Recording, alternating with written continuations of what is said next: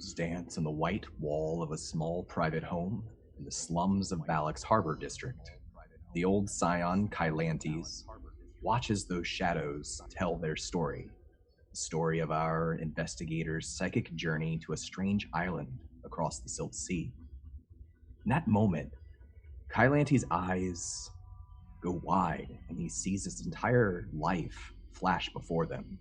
He remembers his youth in Nibene, the city of spires. He recalls being hunted for daring to stand up to the Shadow King of Nibene, for using his psionic powers to thwart the corrupt and oppressive Templars of the city. He remembers watching a Templar's beast devour Petula, a beautiful and always optimistic young elf, and the love of his life. He relives those moments. He relives his daring, violent escape from the stinking cell beneath Nibene and the long, hard journey across the sand-blasted deserts of the Tablelands. All of these moments, these actions, and these reactions, a series of events that has led him here to this place and time. In the room, Kylantes' eyes narrow again. He begins to choke. He tears his gaze away from the shadows on the wall, but he cannot get the vision of slithering shapes out of his mind. Out in the streets, somewhere beyond, a woman screams. Something is wrong. Something is coming. He tries to warn the 4 visitors to his house, but so powerful is this alien presence, this force in his mind, that he's stunned. With a resounding clatter, Kylantes falls into the table in the sitting room. He knocks the table over, and then he collapses to the floor. He begins to convulse, white foam bubbling up from his lips. Outside, 4 white-cloaked individuals storm up the stairs to the little home, hoods covering their faces, hoods marked with the black emblem of the lidless eye. Cord, Christina, Sam, Toby, welcome back to Dark Sun.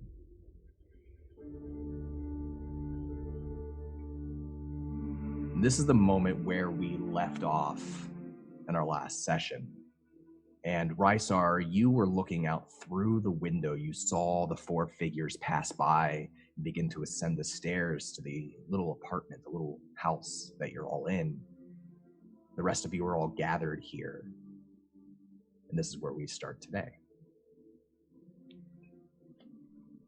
Hi, Don. Yeah, it was a terrifying ending last time. Yeah. Can I ask, there's one window out onto the street, is that correct? That's right. There's one window. This is a second story of a 2-story building. And are the, how do we pronounce it? cerebrum, Cerebrum. Yeah, so it's the cerebrum is the lidless eye. It's the College of the Way. It's basically the school for psionic arts in Balic. These four individuals, at least the hood that they're wearing, suggests that they are agents or they work for the cerebrum. And are there any more of them down in the street still, or are they all coming up the stairs? Not that you can see currently in this moment.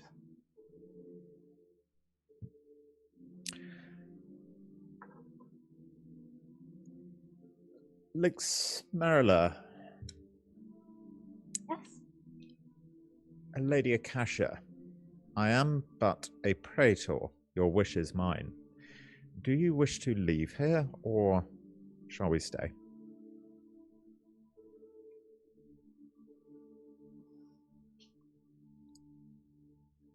You can go.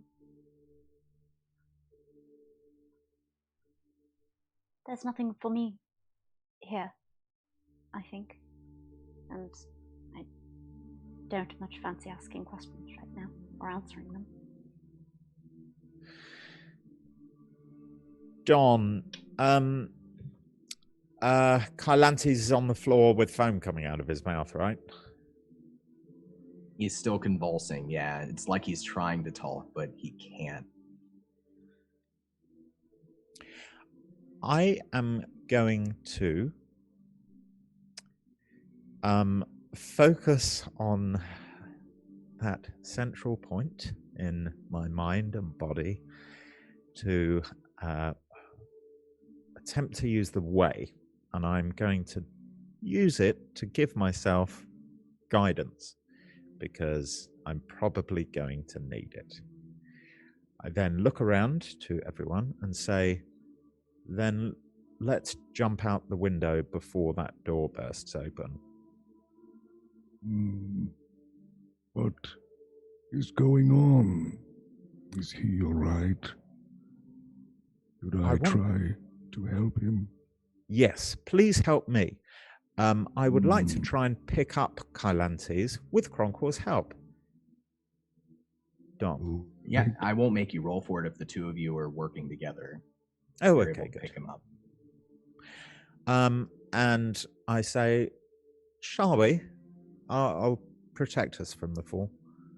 And I start running towards the window with Kronqual and Kylantes, if Kronqual will help. Yeah. I think Rysar. Oh yeah, go ahead. I think Kronqual will take the whole lift and the whole weight, and he'll try to carry the small.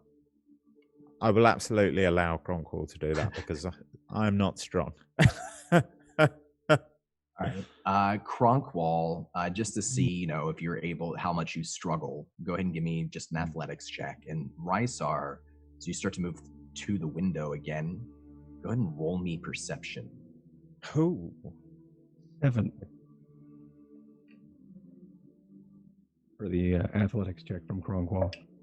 So, and it's not that you can't lift his body, it's just that he's not in control of his muscles right now, and it's very hard to keep him still, to control him. You're able to do it, but it's a struggle. Okay. Doing it quickly is out of the question.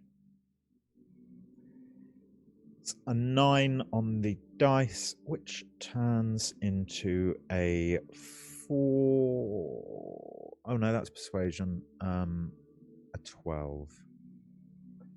You notice as you approach the window, before you heard clattering outside on the street, and this is the slum area, the harbor district. It's full of life. People live out in the streets here. You heard a scream before, but as you're reapproaching the window, you hear nothing, less than nothing, the absence of sound outside. You don't hear feet coming up the stairs, but you saw bodies going up the stairs. And everyone has a moment here to decide what they do next. So my plan is, and I will share this plan, my plan is to jump out of the window and cast Featherfall on everyone who comes with me. But I know because of game mechanics, there's like turns and rounds and all that stuff. But yeah. Okay. And what about Merula? Well, Merula, I suppose, just heard of the featherfall part of the plan, but jumping out of a window is not so terribly far outside of their domain of comfort. Climbing down or parkouring down from a second story is something they rather enjoy and do often. That is not the part that phases them nearly as much as they're coming. So yes, I will follow Rysar. What about Akasha?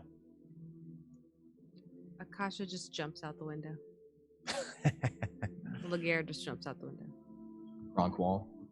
I think Kronqual is, like we discussed, he's still struggling to hold this small Kylantes who is having these convulsions. Is there any way I can... Actually, I think, yeah, he's going to try to wrestle and try to hold and try to keep calm as much as he can.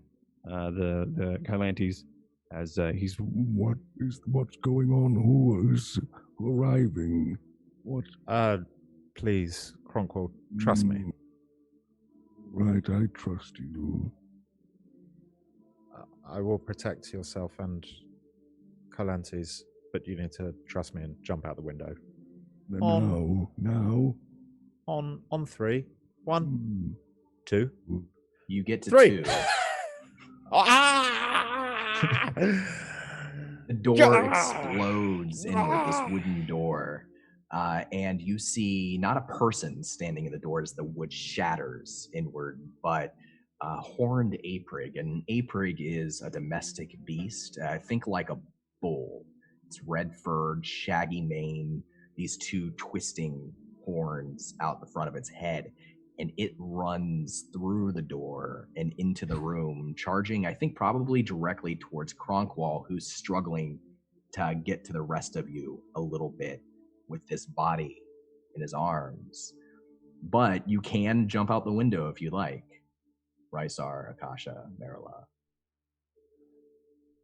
Can I try to use my action to pull Kronqual and Kylantes out the window and use my movement to also jump out the window? Oh no, I can't use my action for that because I'm going to cast Feather. It's a reaction. That's right. Oh, yes. Yeah, you can. You'll have to make an athletics check. It's fine. I've got an extra D4. Oh no, that's not an attribute check, is it? Damn, I thought I was on top of these mechanics. Yeah, you're getting there. Athletics.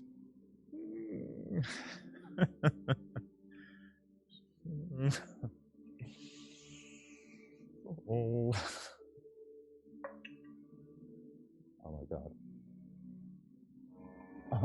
That was almost a 20. But it remains with my -1 for acrobatics, so that's a 7. I'm going to see my spells because I have a spell which I might actually be able to cast instead. Sorry about this. I'm just checking the information on... Nope, that's also abilities, not skills. Okay, yeah, I fail miserably, I imagine. So the last question, because we're going to go to an encounter here, at least for the time being, as Kronqual and Rysar are struggling with Kylantes, Akasha and Merula, do you stay behind in the room or do you climb or jump out the window? I jump out the window. Make me, let's call it an acrobatics check, since you don't have the advantage of feather fall. 17. You said athletics? Or acrobatics, let's call Acrobatics.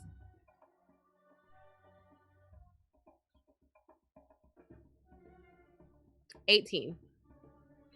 Yeah, I say it's like Disney Aladdin, like it's that kind of smooth jump out the window to the street down below. You maybe catch the window on your way down to kind of like ease yourself a little bit, but your feet hit the street. You don't see anybody immediately on either side of the street, and just like with Rysar before, you don't hear wind, you don't hear noise, you don't hear footsteps, you hear nothing. What about Merula? What do they do? Well, I see that Kronqual isn't quite making it out. And also Rysar. So I think I'm going to spend at least a moment trying to delay or at least distract this creature until they can get out of the window. All right, because I'm fast enough, I can handle that. So I'm going to turn about and get around behind some of the furniture and get around to the side of this thing. Are you attempting hide. to like obscure yourself, like be stealthy? I am trying to hide, yes. Excellent. Yeah, roll me a stealth check. And then Kronqual, are you putting down Kylantes, or are you still trying to get Kylantes out? Yeah, I think that no, I think that he's still holding him, and as he's kind of running towards waddling at a faster pace towards the window, I imagine he's going to like maybe slump Kylantes towards his chest, and then he's going to actually tuck his head in and roll around like his shoulder and back around the shell, like up and around the windowsill, because he can't step fast enough. So he's just gonna roll with the top of his shell out the window, kind of like a tumble cartwheel kind of thing. Beautiful. As he's still holding Kylantes in front of him. And what was Merula's stealth roll? 30-20. That's pretty good. So this moment happens. You're struggling. Akasha jumps out the window. Merula goes around and ducks behind some furniture in the sitting room. Kronqual and Rysar, you're working together to get Kylantes out the window. This Aprig continues to charge, and from the doorway, you see another form. It's this large, coiling snake, but with a body the width of a tree trunk, and its head comes into the room and then whips around, and it starts slithering further and further into the room. Behind it, a Phalar, another creature. This is like a four-armed great ape. So it's got 4 arms. It's got no top to its skull. Instead, you can openly see its brain. The Phalar's brain just kind of pulses a little bit, and it's stomping it's beating its fists against the ground. There's something strange about these 3 beasts. There's no reason they would all be entering at the same time. But the charging Aprig, it is going to attack before Kronqual and Rysar can get out of the window. I'm going to roll randomly to see which of you it hits or tries to gore with its horns. Nice. Well, it's going to be Kronqual. I'll allow it. All right, 17. So that's going to be a 21. Racy? Mm-hmm. Yeah, that hits. Go ahead and make me a charisma saving throw. What?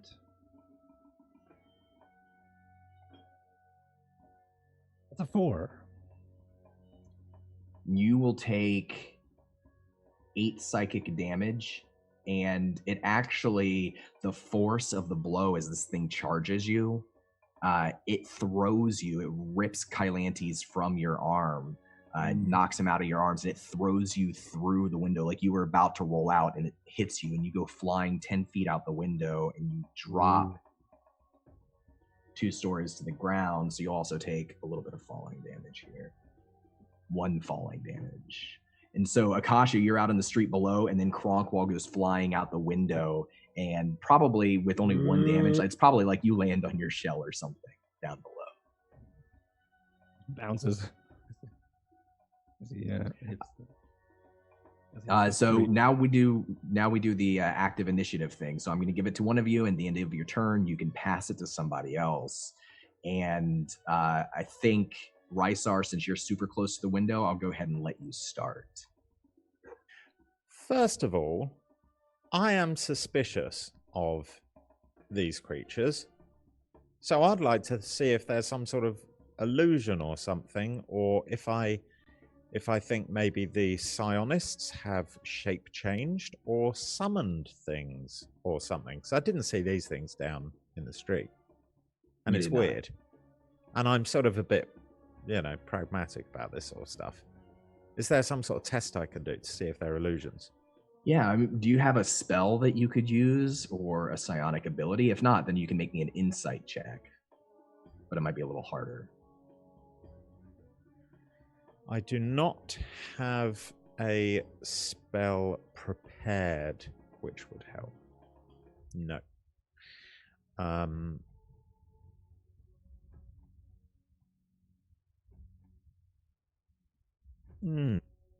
So I will do an insight check if that's okay. Yeah. 13 on the dice. You're kind of like trying to see through a possible illusion, just try to sense, like, is there something strange going on? And with a 14, they seem real, but you can feel the psychic power. And you're newly, you've not been studying psionics long, but you have enough raw talent or affinity, and maybe with your training in magic, you know enough that you can tell that there's definitely a strong psionic energy in the room with you that's not yours. Okay. So Kronqual's been thrown out the window. Kylantes is on the floor in the room with me. Yeah, he's like slumped up next to the window. Can I try and get out of the window with Kylantes? Absolutely. Yeah, it'll be your action, and you can make me an athletics check if you want to try to do it safely. Oh, no, you know what? I was going to do Featherfall. I'm going to do Featherfall. I'm not going to try and do it safely. I'm just going to pick him up, jump out the window. Describe what this looks magic. like. Yeah, describe what it looks like as the two of you come out of the window. Okay, so well, I tell you what, I can roll to try and pick him up because I'm not strong. So I think he's a mole. I think you could probably get him up. Like, you could probably squeeze out the window with him. I won't make you roll for that. I've still got my guidance up, so I mean, I am going to basically pick up my my street master and sort of quite inelegantly lumber him out the window. And just as we sort of reach the sort of tipping point, I'm going to do a little gesture and touch something which no one will really see, and throw some sort of what looks like sand down below me, and then I'll sort of fall, like in Final Fantasy VII, with the little sparkly dust falling around me. It'll be that kind of effect, but it'll be like sand. And then I'll land gracefully, and Kylantes will be on the floor, and I won't be eaten by a giant psionic snake. Outside on the street, Kylantes is still he's still convulsing, but it's not quite as violent as before. He's completely out of it, however, still. Who would you like to pass your turn off to? Merula, tag. All right. Oh yes, hello. I'm still in the room with the monsters. This is par for the course. So, hiding as I am behind furniture, I see two options. To go for the window where these things have been focused, or to go the way that they came and hopefully manage to get out the door entirely before they realize there was ever even an additional person here. How far am I? What is my assessment of whether if I tried to make the sprint for the window, I could make it? Yeah, I would say, this room is probably a medium-sized room. So with your movement speed, you could reach the window potentially, or you could potentially reach the door on the other corner of the room. Equidistant. Lovely. Desirous as I am not to be too split from everybody else and find myself with who knows how many monsters coming up the stairs, I will take my chance, vault over the furniture, and go out the window. Parkour. So are you attempting to do so unseen, or are you just bursting with speed at this point? If furniture allows, I would love to do this stealthily. Stealthy is healthy. And it is very much Merula's approach. Roll me, and you're already hidden, so I won't make you roll that again, but you're able to creep around to like the edge of the furniture, and you could just like spring and jump from there to the window. It's at this moment, Merula, where you see a fourth figure enter the room. This one, not a beast. It's a person wearing a white cloak with a hood with a lidless eye emblem on the back of the hood. And roll me a charisma saving throw.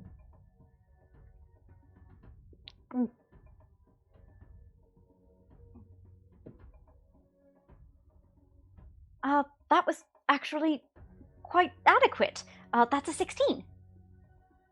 You can see beneath the hood the face for a moment shimmering.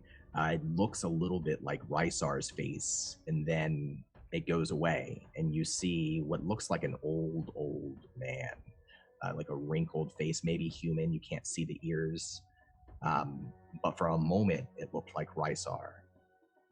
And then you have the opportunity to jump if you'd like. Yes, I will. I will jump. Okay. Too many monsters to sate my curiosity. That there is, we've discovered, a point. So I will go out the window that Rysar has carefully taken a person out of. Clearly he's capable of it when he wants to. He doesn't just push people to their deaths. Oh. That was a low blow. Go ahead and make me your parkour roll, your acrobatics check.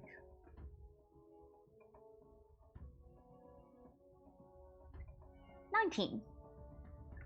Do you want to describe how does Merula go down the window? What's their style? Merula gets over the window, but rather than land into the ground directly and try to roll to burn off their momentum, it's a little mountain goat, a little bit, using the unevennesses of the wall itself to almost hop along the cracks as they get down, so they aren't falling directly. It's little hops all the way down, reaching the ground and then running a little bit for a couple paces to burn off the rest of their speed. Now that the four of you are out of the street, there's still Kronqual and Akasha. Who would you like to pass your turn off to?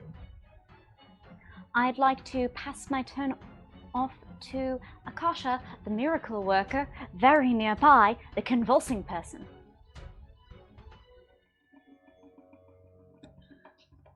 So with the impact of the very graceful Disney-esque fall that Laguerre has just been through, the shock of the fall sends her into fugue back to Akasha, who promptly turns to Rysar with very accusatory motions of the face. Did you just push me out of a window? Why would... And she looks over to Kylantes, who is convulsing on the floor, and looks directly at him very sternly and says, "Can you not be dramatic right now? He just pushed me out of a window," and with that cast healing word.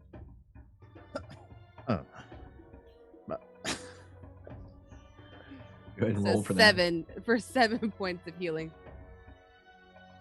Kylantes' eyes kind of roll out of the back of their head, and he's starting to come to a little bit. He brings up a hand just enough that he can wipe that foam away from his mouth, and he's starting to try to get to his feet and kind of get steady, but he's not quite there yet. But he's up. Thank you. Does Akasha stay there? You still have movement. Do you try to break away from the rest of the group?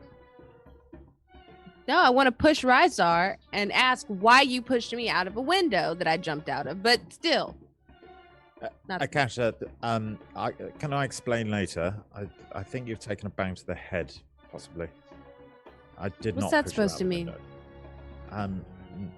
We'll talk I later, was shall we? not down here, and now I am, as are you, and I did. I think we'll have to speak about this when we've got more than 6 seconds.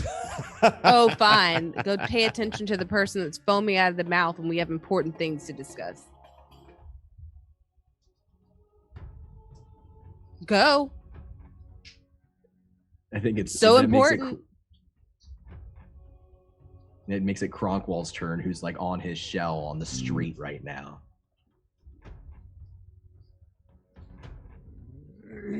Yeah, and he spends his entire movement getting up, and I think he dusts himself off in this conversation.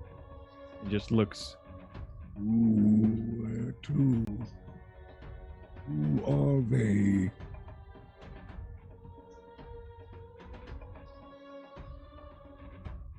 We should go. I know a place.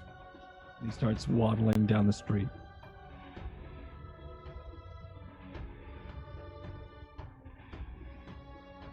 All right. Come. We have to go. Rysar looks at him like, everybody. Kronqual knows a place? Like, I thought he was new to work. But yes, I'm going with the crew. As you start to move off, there's a shape with the cloak and the hood looking down from the window above, and then with a flash of purple light is gone. And on the street behind you, as you're moving off down the street, 4 robed figures and 4 flashes of purple light appear on the street behind you, all looking towards you. And they begin to run. May I? I would like to, from my robe of many pockets, it's not a magical item, I've just got loads of pockets in my robe, pull out Robe of many one. Yeah. I pull out a glass sphere, Don, which I have, with dust in, and throw said sphere at the group and carry on running away. Yeah, absolutely. Let's take a look at this. You're paint tagging them.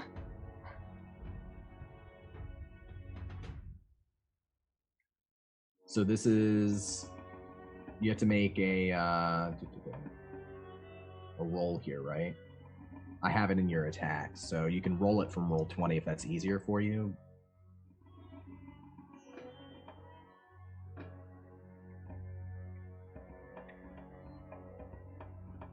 Ooh, 18 on the dice. Am I adding dex?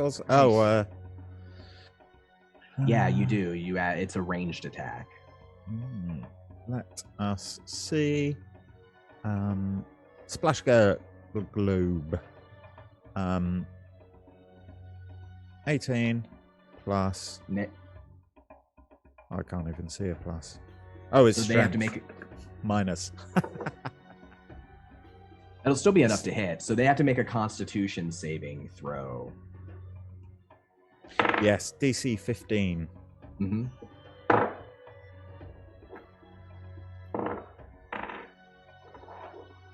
So you throw this globe behind you on the street. It sails through the air. It shatters on the ground.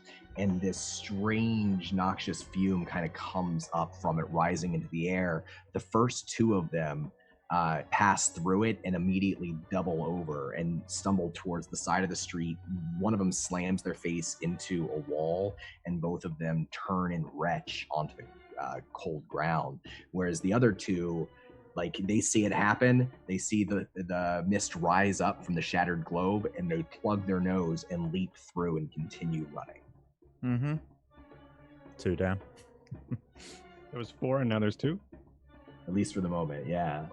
Rysar, who do you want to pass your turn off to? I imagine that you're all kind of moving together, but if anybody wants to break off, you don't have to move with the rest of the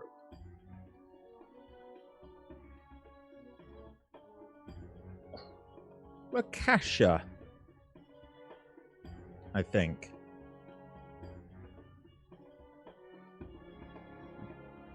So they're right here. How many are by me? Was it 2? There's 2 that are keeping up with you and catching up with you, and 2 that have kind of stopped for the moment. They ran through the fumes and they like were totally affected by it. They smashed into the wall. They look sick for the moment.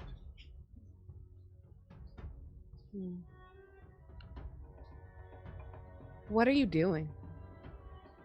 Just directly to the 2 who look sick. Are you okay? Do you stop to ask, or are you continuing to run? No, I'm gonna stop and like ask them why they look sick. I'm exceptionally nosy. The other 2 continue to run past you, following the rest of the group, and one of them, as his body rises, looks up at you and roll me a perception check, Akasha.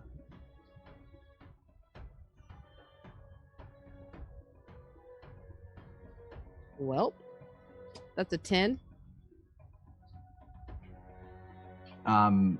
Looks up at you with a strange expression on his face, and then the robes appear to fall away from his body, and coming out of the hood of the robe, that open face, is that large form of the coiling snake. You can see its tongue flickering back and forth. Body, the width, the girth of a tree trunk, springs up from that towards you.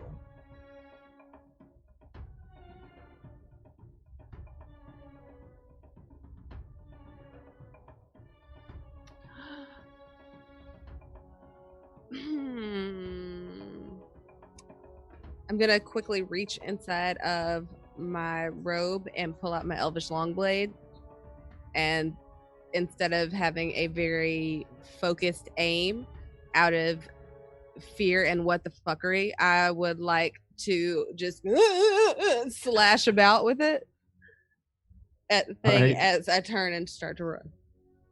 I love it. Go ahead and make me an attack roll there. All right. You'll have advantage on this because he's the figure's nauseated this turn. That's a nat 20. I'm gonna guess that's a success, sir. It is. It is. You get to roll the extra damage there too. All right, let's see.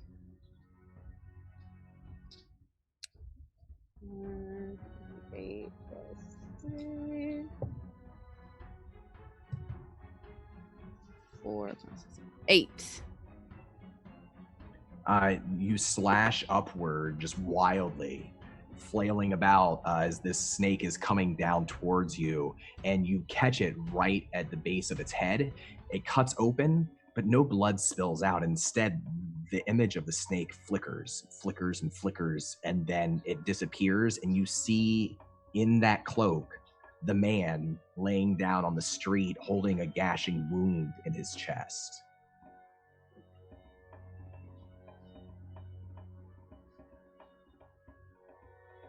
How many people are around me right now?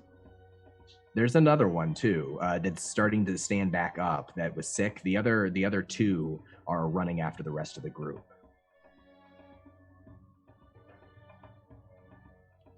I would like to punch him and try to knock him out. And the one run. Which one? The one that is just now coming to, that might also possibly be a snake person, and I don't really want to take any chances. So I'd like to go ahead and punch it and knock it out. And so you'll be able to set up for this for your next turn. You can get into position, but you'll have to take the swing on your next turn. Sounds good to me. As long as it doesn't go like me. Who would you like to pass your turn off to? I would like Kronqual or Merula. Oh, I'm gonna go to the turtle. All right, Kronqual. So there's two behind us, advancing towards us. Yes. And Kylantes is doing his best to keep up with you. He's starting to pick up speed a little bit, but he's still woozy. Is he between us and these two figures? I think he's probably in the back of your little group, yeah. Besides Akasha. Okay, I think Kronqual is going to waddle back around a little more in his hasted pace, and he's going to try to help Kylantes as he coughs and as he tries to come to. I think he's going to also help him catch up with everybody. But I also think, I think he's going to Go here. and gets everybody to wait up, and then he kind of hangs back and probably slows his pace a little bit, just so he can really be between the group and these two robed figures. Does he have a weapon or anything that he's ready to protect them with? Is that the idea? Yeah, he has the staff out, but he's still walking with it. But he's also he's between the group, but also probably craning his neck around and checking in on the group behind us. I think he'll also be facing and still walking with the group, but just slower. Okay, so I think you probably catch as you look around Akasha swing that sword and cut into the snake, which flickers out of existence, and then all of a sudden appearing on the ground is the robed figure who's bleeding. Are you holding your action for when somebody comes into your range? Is that the idea? Yes, absolutely. He's going to hold his action. Yep. All right, so that just brings us to Merula. Merula is going to dart off into the side of a door or an alleyway, knowing that there are two possibilities there. Either they've split and created more favorable odds for their companions, or they're going to keep running and show me their back. Neither is ideal for them. So, yes, I'll turn off and I'll hide and hold my action for if either of them comes within 5 feet of one of my companions. It's perfect. Say you run through this little archway. There's this little dead end alleyway to your right, but there's a cart there filled with grains and olives, and you can just kind of duck down behind the cart and conceal yourself until they pass by. Roll me. Go ahead and roll me stealth to see if they perceive you.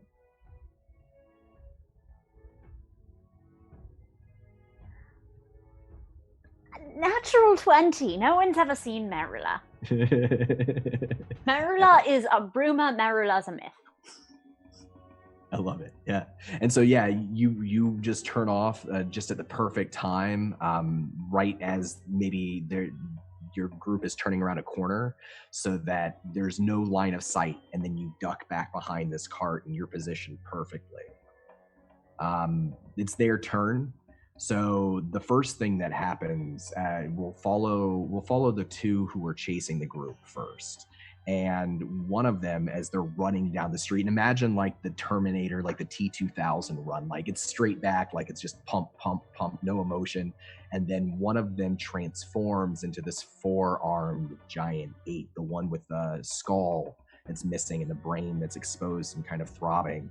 And it beats its chest and leaps through the air towards Kronqual, and it lands first right next to Merula, right in front of where they are hiding. But it's about to take off again, and you could use your reaction if you want to make your opportunity attack against that, or you could hold on to it for later. I'm going to hold on to my opportunity attack because that will reveal me and pop me out of stealth. And it could just wheel around and smack me in the face. So I'm going to wait for my held action. Okay. Is it next to me? It's lands in the middle of the street. It turns and it continues to run towards you, and it's beating its chest with all 4 of its arms, and it starts to come down on you with its upper right hand arm. But you have a held action. Yeah, I think he's going to. I think Kronqual is going to step toward him and then sweep the leg with his staff. But with a 2, I won't. Oh no! I think I've not rolled well with these dice yet. As you swing, Someday it's going to be great. It'll turn around. Somebody else will be It's got to warm him up. So you strike its leg, but it's just not with enough force. And a moment later, that fist comes crashing down. Kronqual. I don't know if you can see that, but that is a 20. It looks like our a third 20. 20 of the session. Oh boy. Okay. Go ahead and you will take 13 psychic damage and 7 force damage as this fist comes crashing down on you, and you can make me an insight check, Kronqual. And how much force? 7 force and 13 with the crit, 13 psychic. Ow. Okay, what was that? You were about to... Yeah, you can make me an insight check.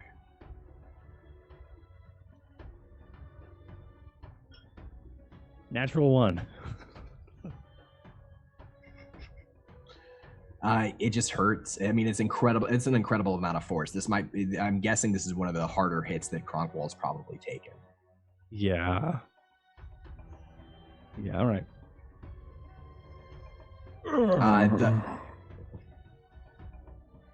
The other one who's chasing after you, that's closer to the group, is running same way, just emotionless, pump, pump, pump down the street. Transforms into that horned aprig, basically this large kind of bull figure with two twisting horns, and leaves the rope behind. It kind of flutters away in the wind, and it charges as it turns down the street, charging towards Kronqual, building up speed, but it does pass by Merula and the cart that Merula's at. So Merula had the triggered action that should trigger off of the one that's attacking Kronqual first. Okay. I think before this resolves. Yeah. So with that, from stealth, so that I'll have advantage on the one that's attacking him right now, I'm going to draw my dagger and at it. From hell's heart I at thee.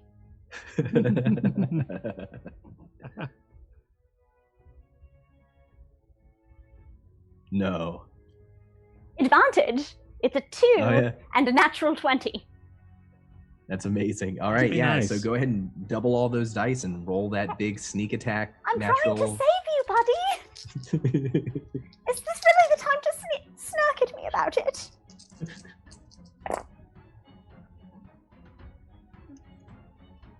$25 damage. Ooh, okay. So please describe what happens. This is all you.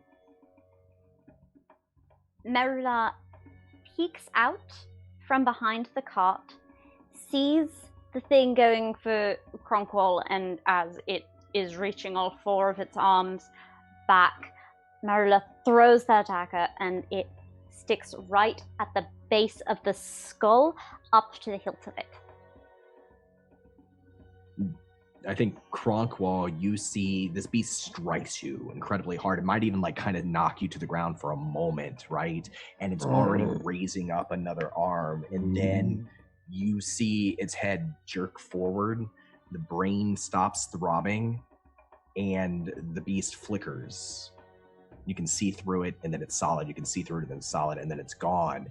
And on the ground, kneeling on both knees, is one of those roped figures reaching back weakly at a dagger that's stuck in the base of his skull. He grabs the dagger and tries to pull it out and then just slumps to the ground.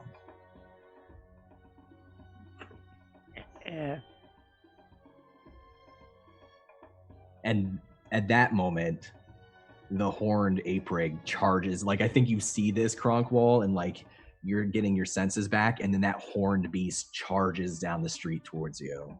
It's gonna attack. Like from Kronqual's perspective, he sees this guy like yanking at the dagger, and then he slumps. And as he slumps, center about right behind is this charging ape rig. Make me a charisma saving throw.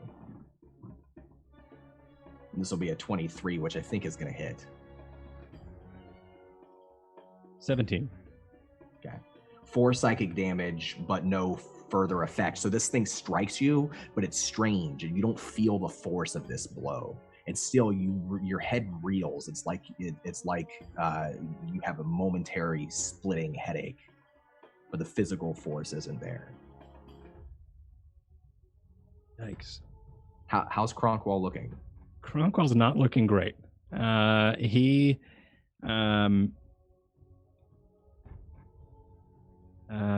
think he has. Well, yeah, he looks physically drained. Most of all, he has like some scrapes due to the fall, and like his missed jump out of the window that was interrupted by the ram. Maybe on the back of his legs, he's got a couple scrapes from the fall as well. But since then, he's been taking a lot of mental damage. So he's like really slow. He's almost in like this drunken stupor as he's trying to find focus. His head, if we were to don his presence for a moment, you do feel that he's got like this pounding migraine, and right between the eyes as he's feeling like this searing ache as he's trying to stand.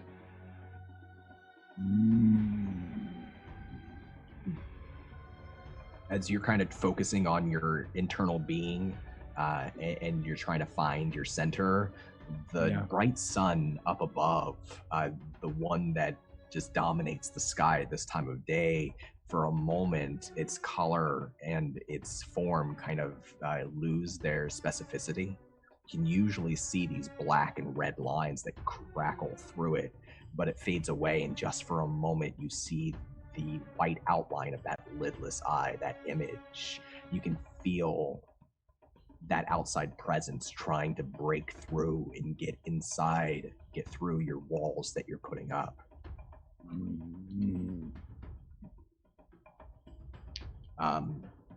The other two back with Akasha, and they have to roll to see how they deal with being nauseated, see if they get any better this turn.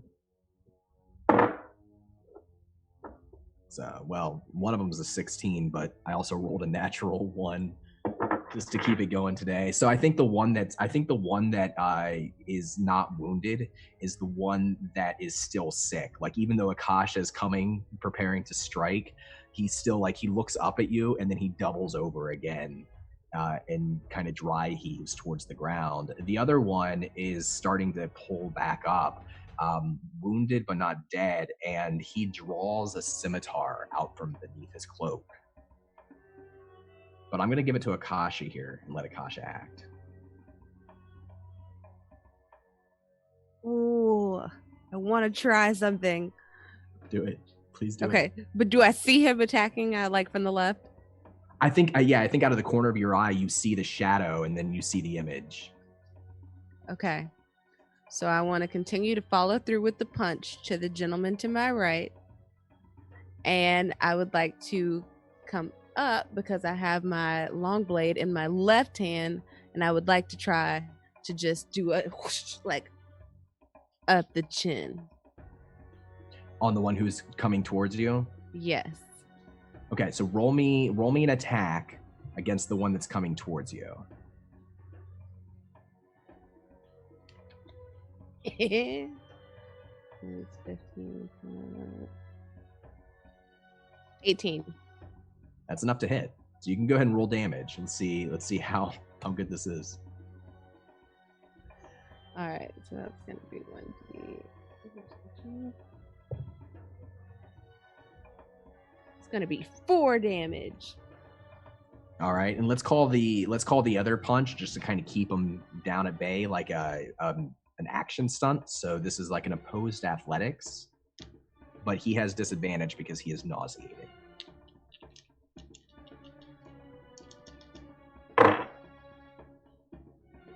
So for him, it's a 10. So what you're saying is I win.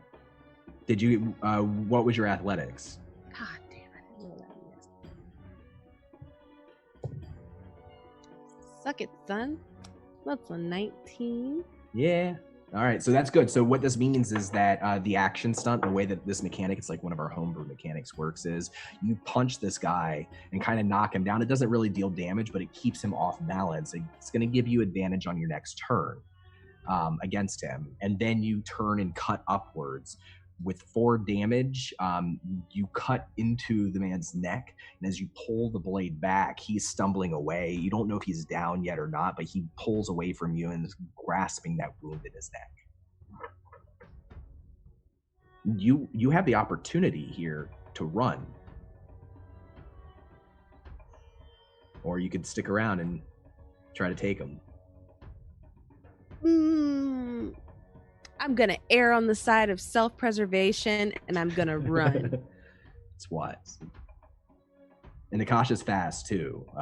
These are 2 humans, and when elves are extremely fast in Dark Sun. So... Please just give me 1 second. Just give me 1 second. From that day on, everywhere I went, I was running. Sorry, I love Forrest Gump.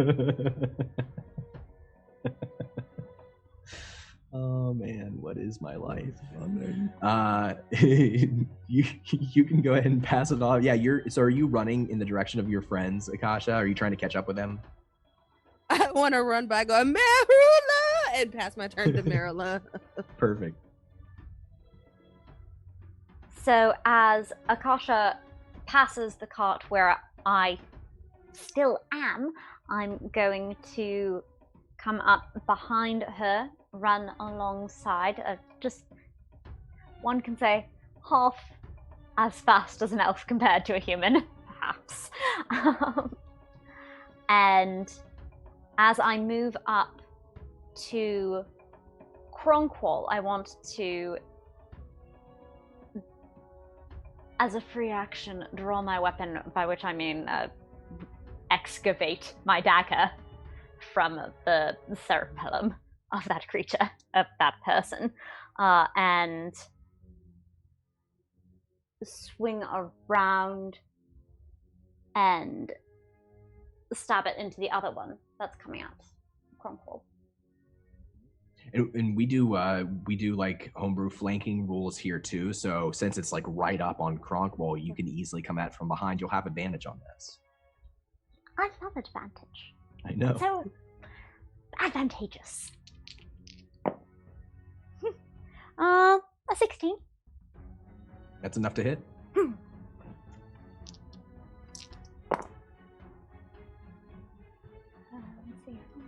Let's see. 15 damage. Okay, so you stab it into the back of this creature from behind as right after it gores Kronqual, and it flickers like the other ones, but then it retains its aprig form. It kind of stumbles away, like sidesteps a couple of steps, and then starts to snort, and it begins to push its back foot along the stone, preparing to possibly charge or attack again. As it stumbles, I'm going to use my cunning action to disengage. Excellent. Peace. And who would you like to pass your turn off to? I will pass my turn off to Rysar, who perhaps has more horrible death bubbles that they're not paint tagging, it turns out. No. Why was I so idealistic? Rysar, do something horrible, please. So what's the situation with the there's one with a dagger in the skull from the goodly licks, and one's having the smack laid down on them by Akasha. What's the sitch So- with the other two? Who's in the sort of splash globe area? Who's not? Yeah. Yeah, so imagine that you turned right down as the street turned. You turned right, and two of them followed you down that street. One of them has since ended up with a dagger in the back of their skull and is on the ground. They're out. Another one transformed into the horned ape-rig and has charged Kronqual. It's still like right. It's struggling with Kronqual right now. The other two that were back behind that kind of got caught up in your splash globe and that mist, they haven't turned around the corner yet. But you do see Akasha burst around the corner and catch up. Okay. I would like to. And Kronqual's on the floor. He's not prone, no. He's just, Okay. he's looking woozy. I would like to, from my cloak of many pockets, robe of many pockets, it's not magic. I would like to take out my blow gun. Yeah, blowgun. And I would like to. You keep it. Of course you have a Loads blowgun. stuff in- Of course. Loads of stuff in here. I would like to try and get one of them that's looking particularly terrifying and uninjured, but hopefully in the even if I need to pop around the corner and try and use a Sure. bleached Inix slumber dart on them. So this is the one that Akasha punched but didn't wound. You like drop back to the corner of the street and you shoot. Go ahead and make the attack first. See if you hit.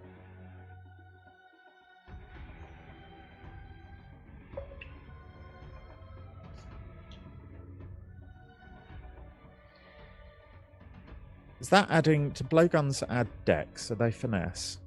They are, yeah. So I think you should have +4 on this. Yeah, so that would make it 11. 11 is actually enough to hit What? these people. That Right, is their armor class. So let's see here. Bleached Annex Slumber. He needs to make a So Constitution cons- saving. Yeah. DC 14. Yeah, it's a fail. Oh, so Yes, Mhm. nice. Yeah. Nothing. oh, we're Nothing. So yeah, you hit him in the neck, and he's just started. I mean, he still looks sick. This is the one that's still nauseated. He got punched. Like, he really hasn't done very much.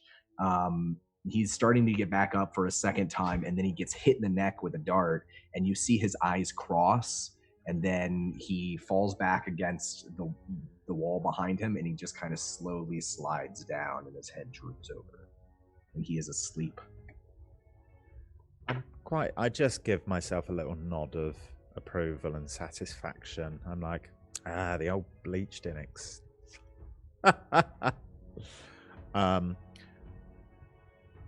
Yeah, and then I'm gonna sort of try and duck out the way behind the corner that I'm skulking behind. Sure.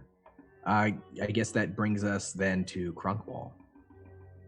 Is there a prig still charging me? Yeah. You like for a moment, you're kind of wrestling with it, and then Merula appears, stabs it in the back, and then slips away. And for a moment, it kind of breaks that contact you had with it. Okay, so it's not still charging me. Not at the moment. Okay.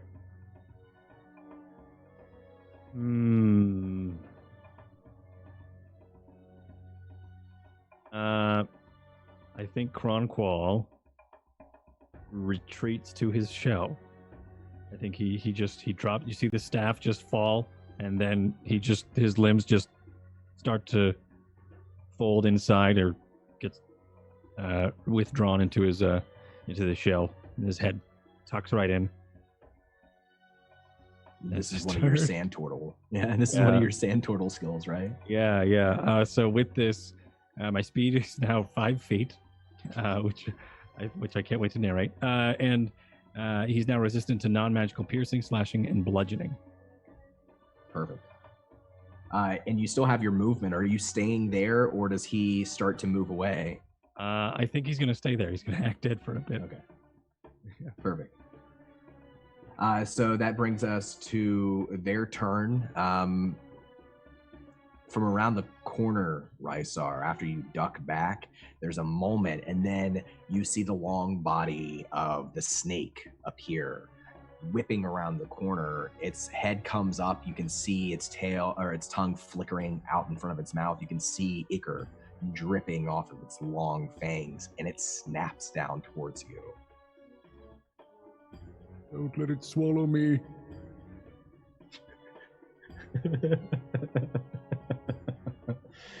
Go ahead and make me a charisma saving throw. Who, me? Oh, no, Rysar. Oh, sorry. One more time, Don. I lost you for a sec. Oh, go ahead and make me a charisma saving throw.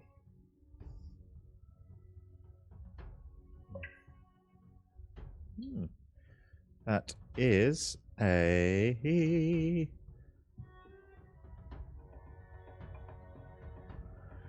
Charisma. That is a 16. Okay. It snaps down. The snake snaps down towards you with its fangs with a 19. Do you have anything to stop that? Yes, I cast shield. Imagine that Without shield a comes moment's up. hesitation, I'm like, no. No. It smashes its face right on the shield. You can actually see its nose and one of its teeth smash up and get pushed back against it. And it snaps its head back and kind of flickers its tail and pulls back, preparing to strike again, but it's not going to strike again on this turn.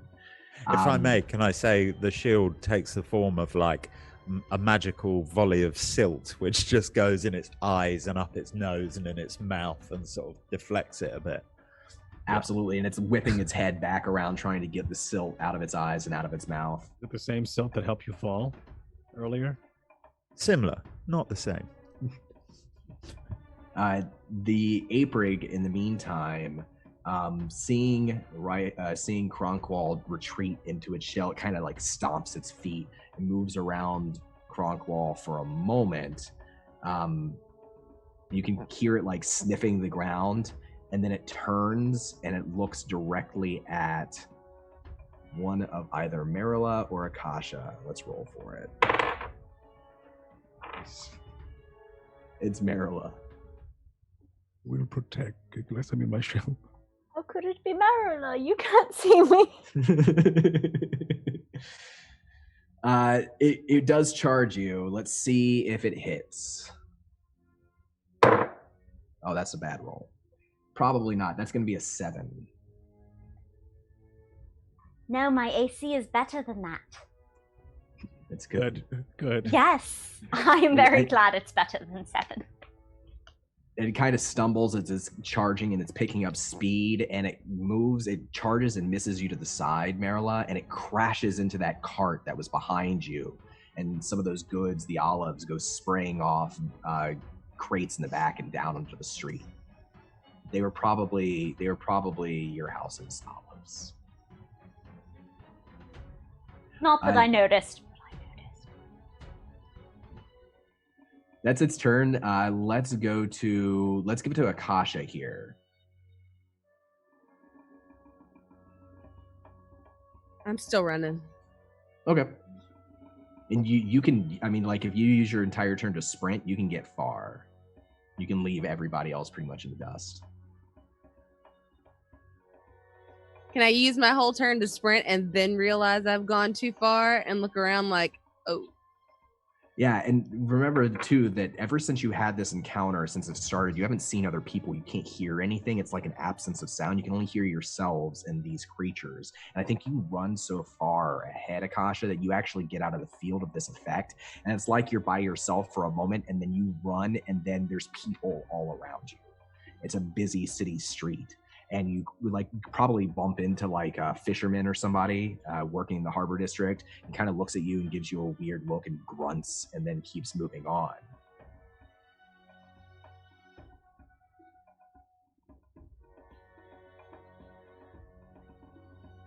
Oops. Who would you like to pass your turn off to? She looks around quizzically. I'm gonna pass my turn to Merula. Awesome. Well, that thing just came at me and stumbled back in a way that I think might have exposed its ribcage rather nicely. And mindful that Kronqual is sort of shelled, and I suppose well protected himself, but not really active, and mindful of Kylantes, whom they might turn on, I'm going to attack. All right. Do I still get flanking? Because he's in a shell. So not at this point, but what you can do is you can use your bonus action to try to get an action stunt. You have to pass a difficulty check depending on what skill you want to do, but that's an option always. As a rogue, I always have good uses for my bonus action. Yeah. Yeah, the intrigue was focused on me for a bit, weren't they? So, It was, yeah, until it turned and attacked Merula. Oh, okay. So that's a dirty 20 to hit. Okay.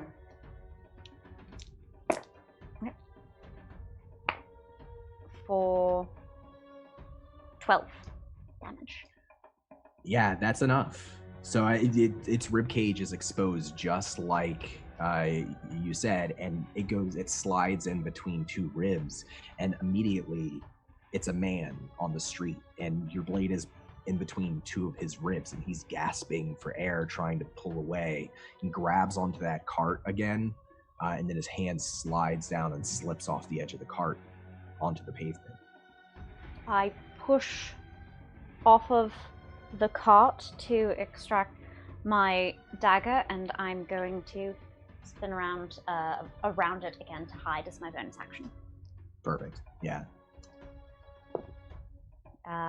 For 15. Okay, yeah. You duck back down behind the remains of the cart, which is kind of tipped over here, so it's actually a little higher, maybe even up than it was before. And you still have Rysar and Kronqual who can move. Yes, I'll pass the turn to Kronqual. We need you.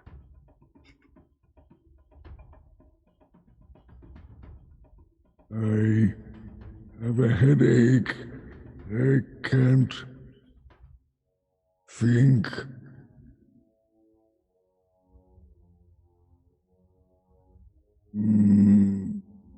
He's gonna try. I think you see one of his arms come out just to start dragging the shell for his movement for 5 feet. And that's it.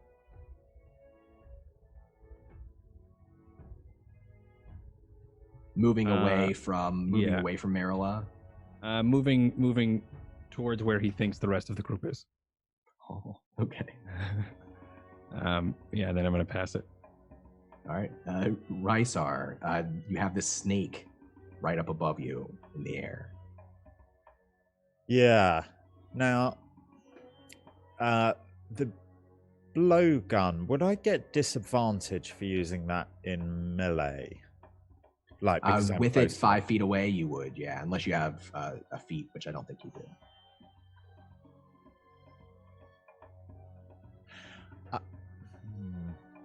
But you could step back if you wanted to. There'd be an opportunity attack, but you could step back. I think from what I can see, actually, no, I'd be totally taken with this giant snake thing in front of me. I wouldn't look around. I am going to hope for the best, and sliding the trusty old blowgun into the robe of many pockets, out of another pocket from the robe of many pockets, trademark Rysar Rathamir, I'm going to pull my obsidian dagger and try to just stab up into it, being aware that I think it might be some sort of illusion or maybe shape chain. Absolutely. I don't know. So I'm going to go as central as possible and just try and slide my obsidian blade into it. All right. That's a natural 1 on the dice, so I think I'll probably stab myself in the face. I think so. You come through, you're driving it up at the snake, and the snake whips around you. It coils its body around you and kind of glance off the side of its scales, and all around you now is its body up into the air, and it's up above. You can see its tail rattling. You can hear the rattle as it's striking the street. Can I, as a free action, I don't know if it counts as a free action or not, but when you have the way, there is the ability to speak to people psionically within 30 foot. So would that be a free action, speaking telepathically? Or would it be? Yeah. As, you can always say, like, I say, like one thing you can send out with a message. Fantastic. That's all I want. I am going to contact Kronqual and say, rally yourself, friend. You're strong. And I need you now. Without the laughter, there's just terror.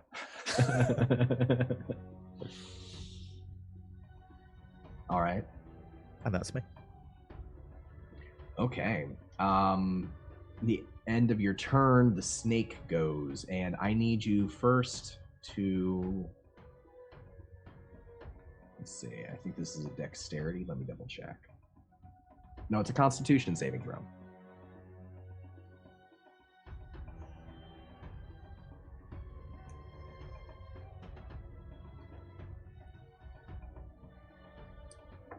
Oh, you're muted.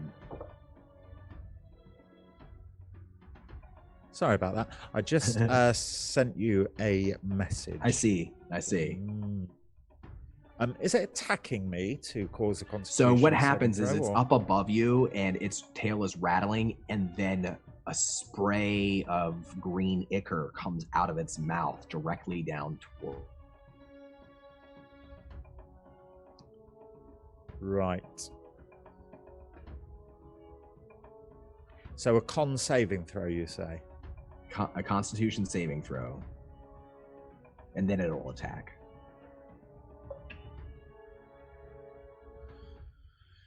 That's a 7 on the dice, and my Constitution is 8, so that's -1, so that's 6. I don't think I got it.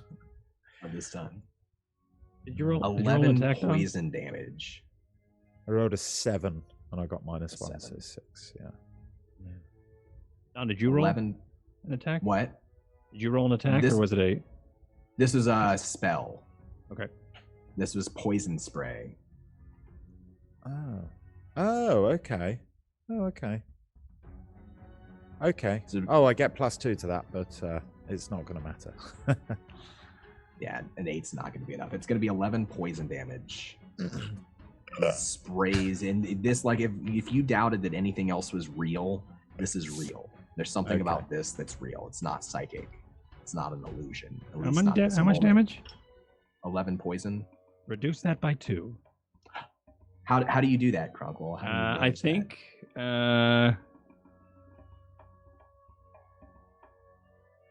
This is on me, Kronqual, not you. Oh, I know. Oh, okay. Yeah. I think...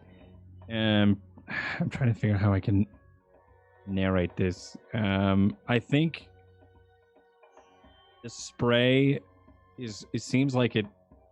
As if you were to spray smoke into like a bottle or like a spherical globe or something, you'd see it swirl, right? So I think when it's spitting the spray at you, a lot of it starts to swirl in front, like it's being contained by something. But spittle still gets through and lands on you. But there's still something different about and unnatural about why it hasn't sprayed right into your face.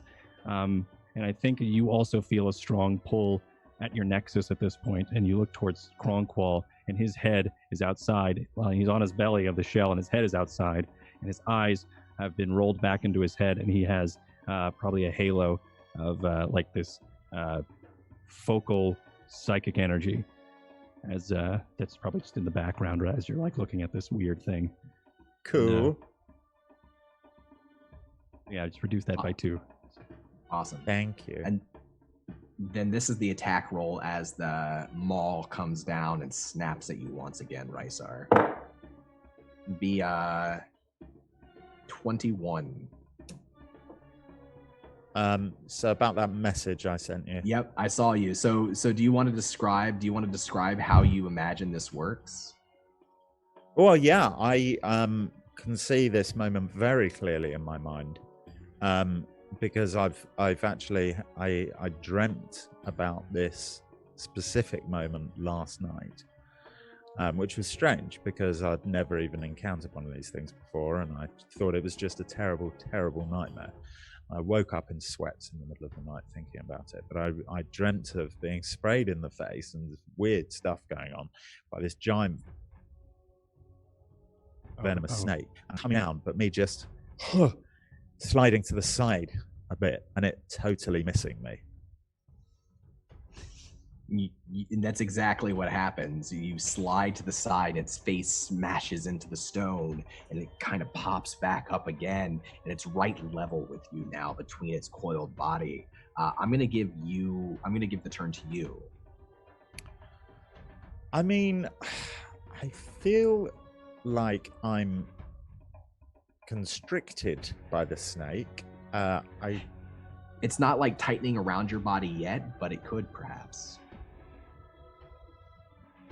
Have I still got the dagger, or did I drop it on that one? Yeah, you have the dagger. Okay, I sort of like, I look at the dagger as though like in my dream, I then just decapitated this thing with the dagger. And I'm a bit disappointed that I didn't last time because I thought that's what was going to happen. And I stab it with my obsidian dagger again, successfully. Successfully, he rolls. I rolled a 2. Successfully. Do not stab it successfully. Do you have anything else you just... can do? No, I'm out of spells. Yeah. You're out. You're gone. This part of the dream was much better in the dream as you stab and the obsidian dagger bounces off of its scales again, and you realize that your time in this world, Rysar, may be very, very short. You can try to run, but it'll get an opportunity attack if you do, or you can stay and hope that something goes your way. How many of them are still up? Is it just this one? It's just the snake. I trust in my friends who are all up. Yeah. So, Okay. I'm sort of also still kind of in shock because in my dream, although it was a bit of a nightmare, it turned into me being a hero of Balic and the elven people. So I'm still a bit like, what is happening? So I'm just going to stay there and sort of like, oh, you know what? I'm going to say loud, Praetor voice. I'm a Praetor of Balic. By the order of the God King Androponus Caesar, I command you to die! And nobody else can hear Rysar right now, but Merula and Kronqual, you can hear that voice coming out from within the coiled form of this large snake. And Rysar, who would you like to pass your turn off to? Merula, please. Have you been swallowed by the snake? It's just coiled around him. Okay. I was like, wait a minute, I missed something. I'm distracting it. I'm using myself as bait. Yeah. All right. Well, I suppose having my friend out there as bait, it would be rude of me not to take advantage. So I'm going to flank it. I'm going to pop from slide around the cart a bit, then climb up on it for a jump up onto the thing. I love it. I love it. Go for it. And you do have advantage, yeah.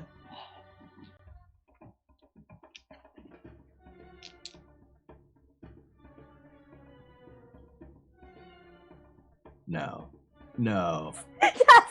Yes! I'm looking at this. I'm looking at it. That's amazing. I go ahead and roll all the dice. You get to roll all the dice because this is sneak attack too. This is All of them. everything. There is nothing better in this life than a rogue with a 20 on their attack. On your sneak attack?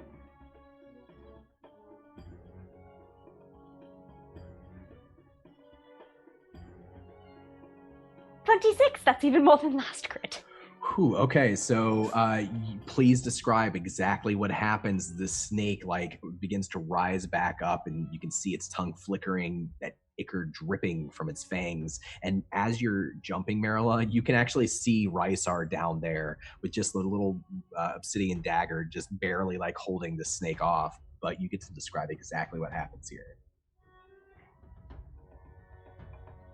Unlike other small roguish creatures jump through the air to stab at something, I don't cry out. The Night King doesn't try to grab me at the throat.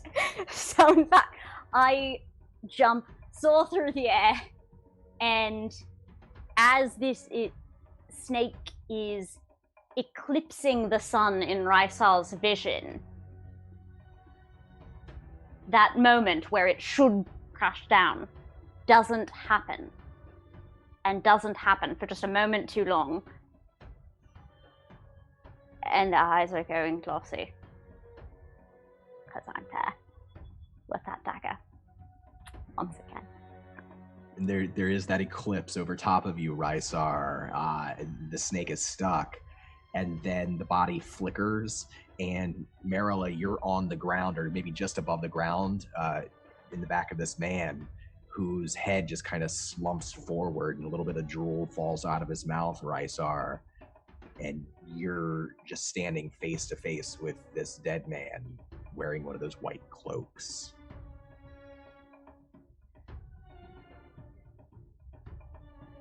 Who's going to kill you?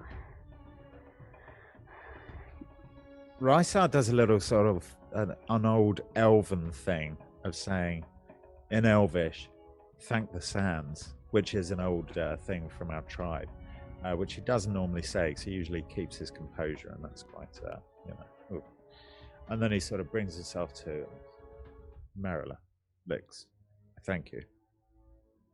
I owe you my life. One moment, please. They're all down, aren't they, Don? They are, yeah. And I think Akasha, you can just see Akasha at the edge of the street having run ahead, but the others are all on the street. I think Merula killed all three of these. Well, I think one of them is still asleep. Yeah, the one around the corner is knocked out with your dart, and it's. I'm heading to that one. That's the one for questioning. I didn't leave any for questioning. Whoops. And Kylantes, as you're doing so, he kind of pulls him. He's been in the back of that cart and kind of pulls himself over, looking a little woozy. He rolls out of the cart and hits the ground, and he says, "Be careful, Rysar. Be careful about waking it up. If it's awake, it might be able to alert others." As he says that, I sort of just lift the pommel of my staff, which I haven't been using as a weapon at all, and then just bring it down in his face. In Kylantes, or the one who's asleep? The one who's asleep. And my purpose is to try and just beat him into unconsciousness. I don't want to kill him. I just want to clout him and try and knock him out while he's asleep. Yeah, and he's unconscious, so it's an automatic crit, incapacitated. I would go ahead and just give it to you that, even if he wakes up, I think there's a moment, if you're striking again and again, there's just this moment where he's starting to get up and starting to struggle, but you beat him back down until he is more forcefully unconscious. I would also like to send a mental message to Kronqual to say, my friend, thank you. You saved me back there. It is safe now. Please, come out. I protect. As his head comes out of his shell and he starts to stand, his eyes look a little bit dreary. He's still suffering from something. He's not all there. As he tries to fumble for his staff, it looks like he can see, but he's having a hard time. There must be something in his vision. As he feels around for it and grabs it and leans, and the staff bows. An exaggerated curve as his weight is all put on it. Looks like it's creaking as well as he makes his way standing. Sorry, I couldn't be much more. The fall was a lot for my legs.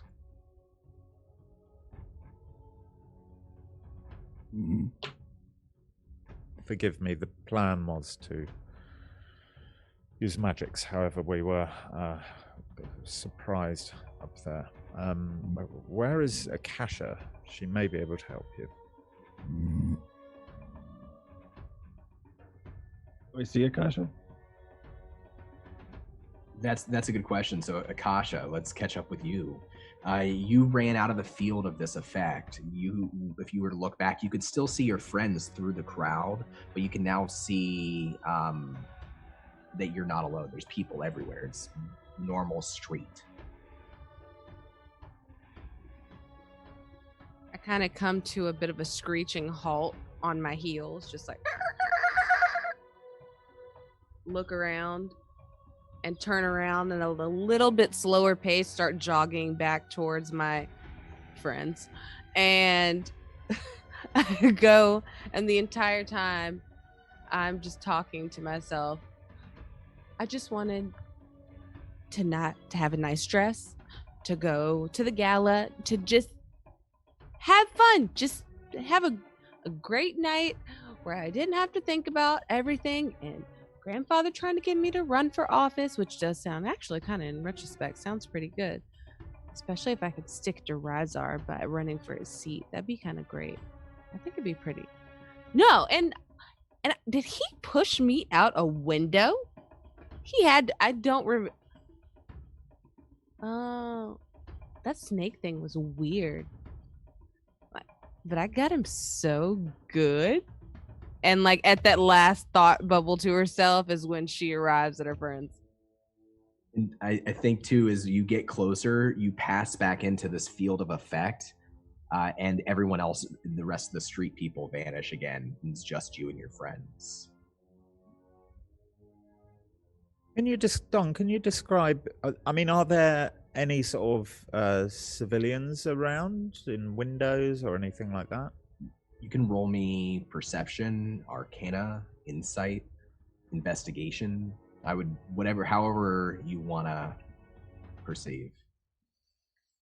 Well, first I want to check to see if I can see any bystanders, because I'm concerned about witnesses. You don't see any, no. You don't hear anything besides yourselves. I mean, I would use Arcana, but I feel that this is most likely the way. So is there like a way Arcana? I say like usually insight is probably your best way to perceive through the way. It's a 4. I mean, I get +1 on it, 5. Yeah, I mean, everything, you might believe, you might guess that that's the case, but you can't pierce through it. You can't force the illusion away. I do want to start, whatever the case is around me, I do want to start dragging this body by the leg quite unceremoniously back towards how far away is the arena district? So the arena district is, you'd have to get out of the maze. You'd have to take the body through the slums. But I think in this moment, Kylantes has gone over to this grate that's on the street. And you see him push his hands together and they begin to shake, and a purple halo circles around his head, and the grate begins to vibrate, and then it pulls up, it retches out of the ground and levitates in the air. And he just kind of looks over and he says, "There will be more coming. I'm going beneath the ground. And follow if you like." I think that would be pertinent. Everyone, shall we? All right. Beneath the ground? You want to push me down there too? Depends if you come or not. Joking, Akasha. Oh, you're so clever. Thank you. He drops down into the dried out aqueduct tunnel beneath the streets. But that grate above is still shaking, still levitating in the air.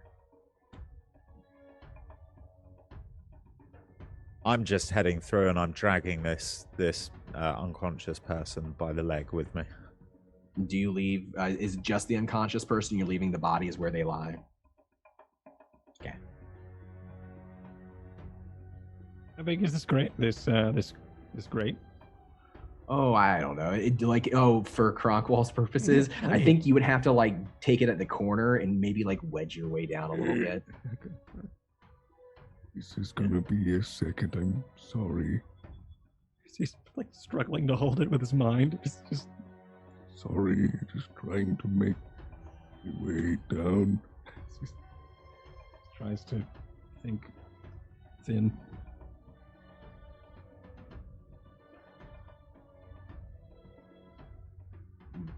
The two of you drop down into the dried out aqueduct below. It's pretty dark, but Kylantes he's still holding one hand up, and that halo is around his head, holds out another hand, and a soft glow of light kind of spreads out from his fingertips. Merula and Akasha follow as well. Merula is, I think, perhaps a little more mindful of the bodies, given, how do I put this delicate, that they caused them. So I think that there really should be a rule where you aren't allowed to murder people you aren't strong enough to pick up. Whoops. So I think they are at least trying to collect and maybe get them to that cart or something, but that's what they're focused on at the moment. The bodies.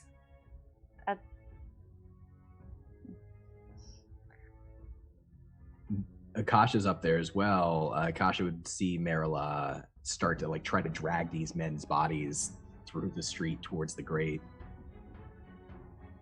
Leave them. In the middle of the... People are going to come through here. Yeah, and we won't be here because we'll be gone and they'll be here and they can figure it out. Did you kill him?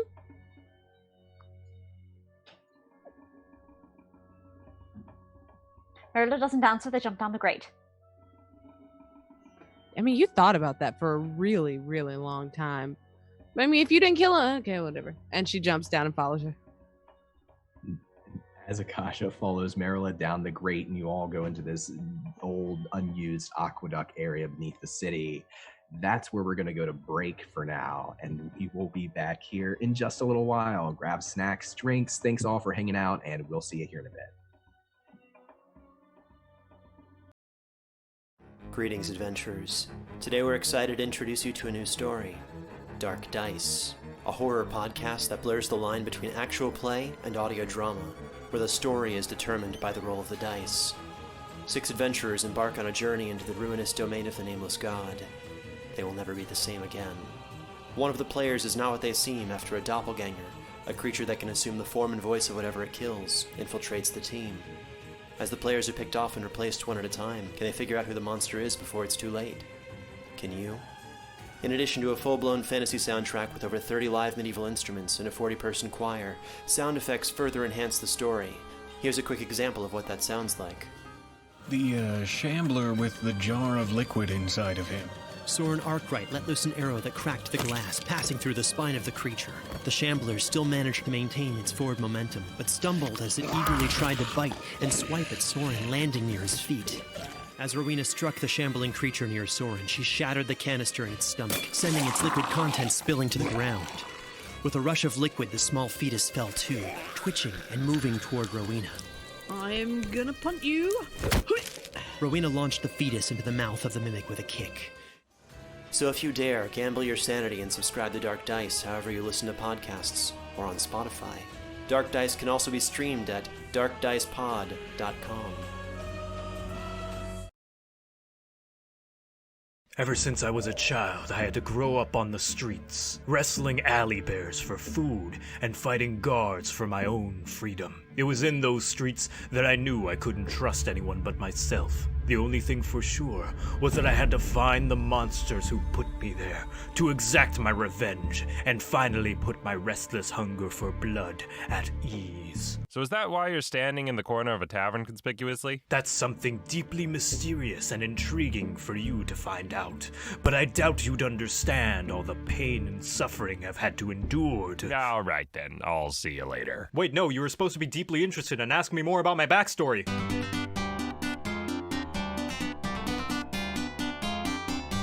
You know what? I'm tired of being another cog in the machine of an adventuring party. I'm going off on my own, following my own creed and doing what needs to be done. That's right, I'm going rogue.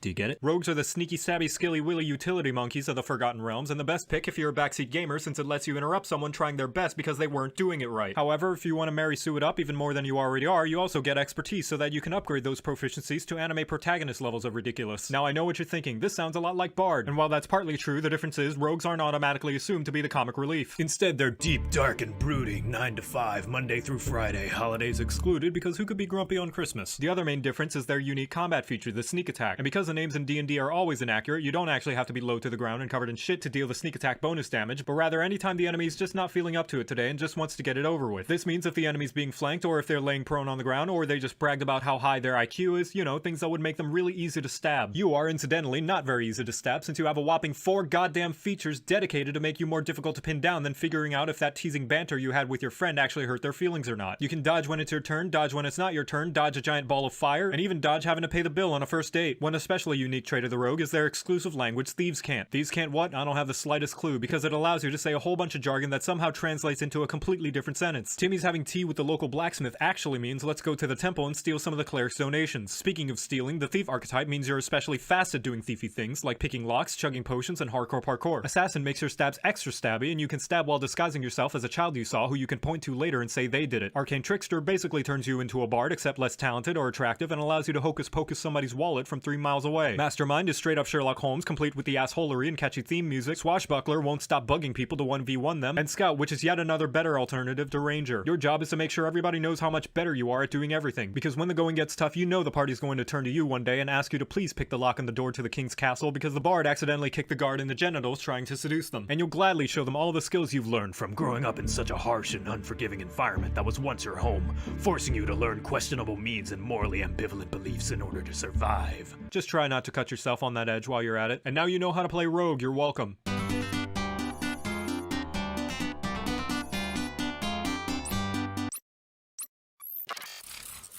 Hi, I'm Sam from Black Cats Gaming. We're a tabletop role-playing game company based in England, and we're kickstarting our first game, The Spy Game, which is a modern 5e action espionage RPG. In The Spy Game, you get to peer behind the curtain of society into the world of the agencies and take your place as a world-class spy.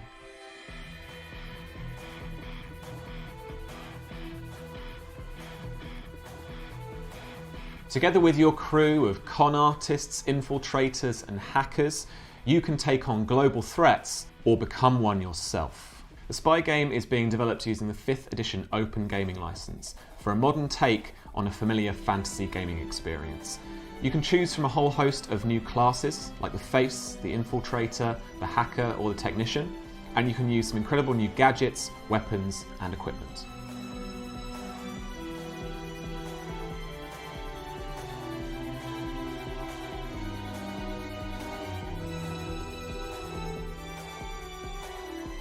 The Quick Start Guide is available now on drivethrurpg.com. We've almost finished our alpha version of the game, and we plan to release the beta version of the game to backers as soon as the Kickstarter is over, so that the whole community can get involved and influence the development of the final game. We're starting the production of this game from the ground up, so please lend us your support and follow the Black Cats into a world of international espionage and adventure.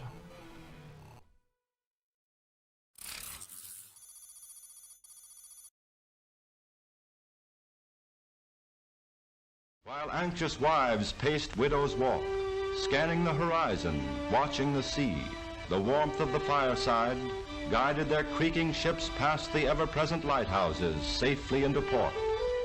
Today as yesterday, these sentinels of safety bring gladness to the hearts of the homing mariners.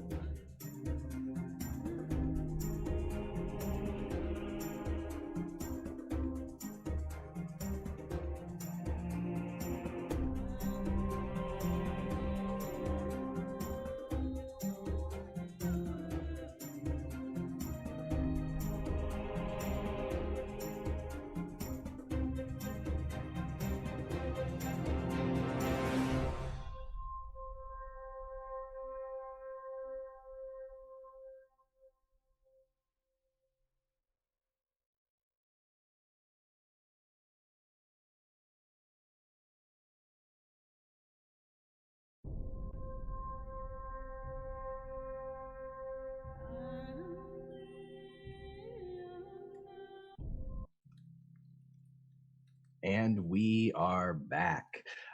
So we wrapped up the first section of our session tonight with the party dropping down into these old, unused, what used to be maybe aqueducts, this tunnel beneath the ground. And after Akasha, the last of you drops down. It's a dry, silt-filled tunnel, about an ankle high worth of silt that's just kind of gathered here from the sea outside. And a moment later, that levitating grate up above drops and it clatters as it falls back into place. And Kylantes kind of leans up against one of the tunnels and wipes some sweat from his brow, and he looks back to the four of you and he says, "We should go just a little further away. We can talk. Rysar, do you know these men?" They appeared to be the cerebrum. Cerebrum. Cerebrum. Cerebrum. They appear to be those people. Yes, but I do not know why they would have come for you. Come, let us speak of this. And he starts wandering down the tunnel. You can see that there's like an old access door that's made of stone. It doesn't have a handle, but when he reaches it, he touches it with his fingertips, and his fingertips give off that purplish light again for a moment, and the door slides open, and he looks back towards you and then slips inside. I'm following and continuing at pace and continuing the conversation, but first, Dom, were they all old men? Did they remind me of the assassin who tried to do me in my house? So one of them was an old man. One of them was a young man. They all were male, but one of them was a half elf. Two of them were human. One of them was an elf. All slightly different ages and appearances. None of them were the person who attacked you in your home. Well, they're That's dead. what you're asking. Yeah, they're dead. They're undead now. So I sort of glanced down at the body I'm dragging. So I to Kylantes, I say, Kylantes, forgive me. I thought they were coming for you, not I. He stops just the edge of that doorway there and looks to the four of you, and he says, "No, the Cerebrum know that I exist. They allow me to work. We have a deal, the college and I. These men were not coming for me. They were coming because of where they," and he gestures towards Merula, Kronqual, and Akasha, "are where they went. The story on the wall would drain. That is why they came." Oh, the Cerebrum or the psionic temple. Yes? They are a very great and very expensive school for the way. Well, then, maybe they were coming because I have proven to train with them. Didn't you say that there is a test before one learns from the Cerebrum? Yes, my friend, there is a test, but maybe they were coming for me. As he smiles proudly through a bleary eyes. He smiles a little bit too, but it's a sad smile. Maybe there were, Kronqual, but let's change the subject. Kylantes is not happy about his test results. Should we keep going? Yes, I would keep up. And it's not a long way into this side room. It's looks like at one time it might have been some sort of living room or sitting room. There's a little hearth, all made of stone. Furniture here made of stone, old stone that's covered in webs and silt. It doesn't look like it's been used in a long time. And Kylantes, as he comes into the room, moves over to the circular stone table in the center with a circular bench that reaches around its circumference. And he touches the center of the table, and the entire room begins to fill with that kind of eerie blue-purple light. And he sits down at the table, puts his arms against its top, and just kind of watches you as you all enter.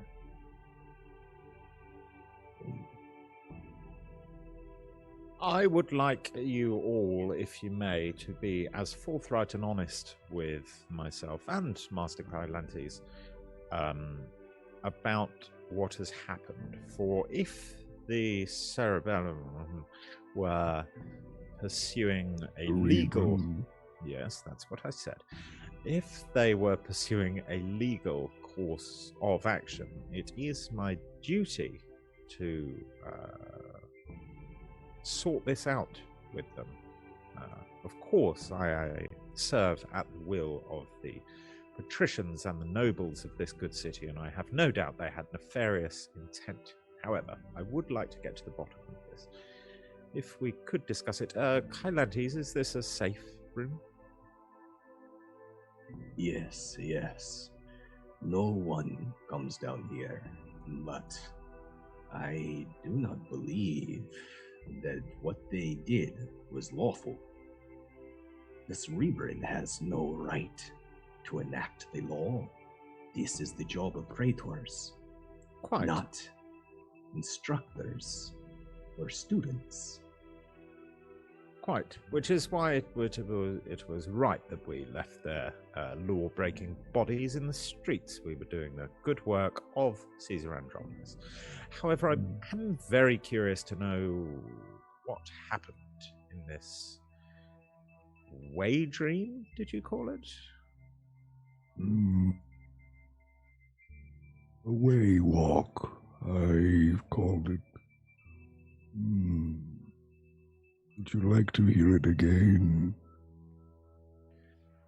Well, perhaps not every detail, but perhaps yourself and Master Kylantes might relay to myself, and perhaps to Akasha and Merula, why it would bring down the wrath of the Cerebrum. Cerebrum. That's what I said. I don't know if I can recall much now due to my state, but I can listen. As he tries to make his way towards something that is chair-like so he can rest. And then he looks longingly towards Akasha and Merula for them to tell the story. He's also he's interrupted by Rysar the Interrupter, who says, Lady Akasha, are you... Forgive my impertinence in inquiring, but you are a renowned miracle worker. Are you able to heal our friend Kronqual here? He seems rather hurt. How I was hurt when you threw me out the window? Pretty similar, yes, to that, yeah.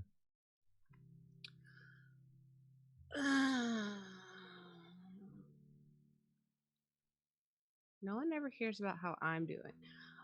Heal. Heal.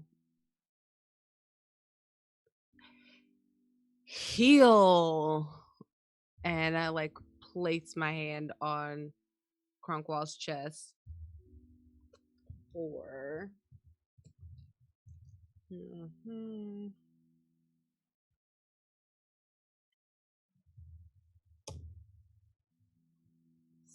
6 points of healing. Akasha, is there a specific element Because cleric powers in Dark Sun, they come from one of the 4 elements. Is there a specific element that Akasha uses to heal Kronqual? Is there something that she does? She draws her power from the earth. So as she places her hand, the ground shakes just a little bit. It's not dramatically, but just a little bit, because she's kind of saying the healing with a bit of ire, because she's still madly annoyed with Rysar for pushing her out of a window and still not copping to it. But not so much that she's that selfish that she would not heal her friend. I think Kronqual. I think you're like, do you have your eyes closed at all when you're doing this? No, I have them in a mid-roll. Nice. I think you can't tell if it's like a casting kind of thing or just like a permanent like. Perfect. I think when your eyes come back from the mid-roll, or it's interrupted by a giant webbed hand as it's holding your hand on his chest, and then he goes, "Thank you. How are you?" What do you mean? I wanted to know how you were doing. Everything's fine. Everything, like, why wouldn't everything be fine? We just got attacked and had to run from I don't even know what. I just woke up on the ground and we're running and being attacked, and no one even asked how I was until now, because selfish. Oh, I'm being chased, but I can't check on my friend. I'm sorry I didn't check on you. Well, not you. You were like upside down. Akasha, forgive me if I'm wrong, but you did run away after I pushed you out the window, didn't you? So you admit you pushed me out the window. Thanks. Yeah, I ran because what else was I supposed to do what was I supposed to do? What would you have me do, Praetor Rysar? What is it that you would have me do after you have essentially pushed me out of a window and I find myself in an uncomfortable, precarious situation? I serve at the will of the people and the noble houses, Lady Akasha. You will do whatever you wish to do.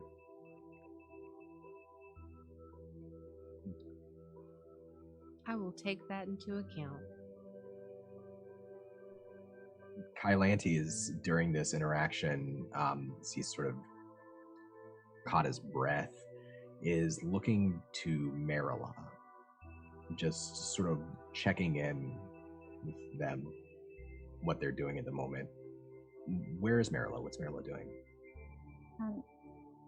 Now that Kronqual is being seen to, Merula's sitting, trying to remember all the details of the story to tell Kylantes and Rysar, and they're quietly cleaning their knife. It doesn't usually really see much use. That is not very much, not just on the streets all the time.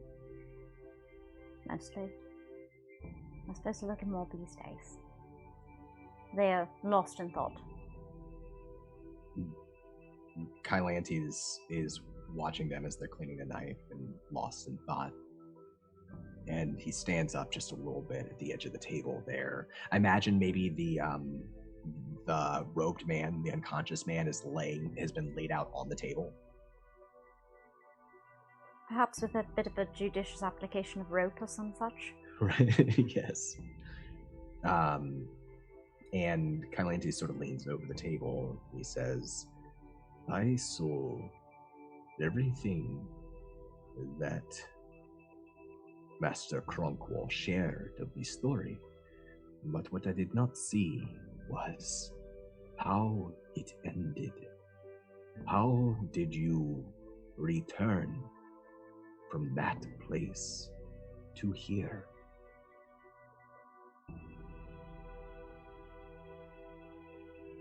The same way we got there, I suppose. I don't know anything about the way. I don't know anything about all of this. I don't understand why we were there, why I was there, why any of this happened.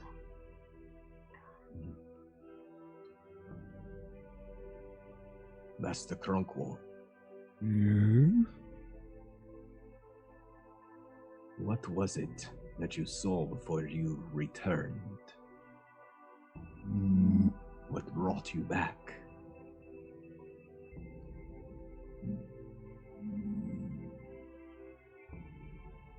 I remember a pyramid of sorts, architecture unlike these walls, and a mirror, or a window, or was it a porthole? But it was like looking at a pool that stood on its end, and in that pool was a vista unlike what we saw around us. It seemed like another world, brimming with life.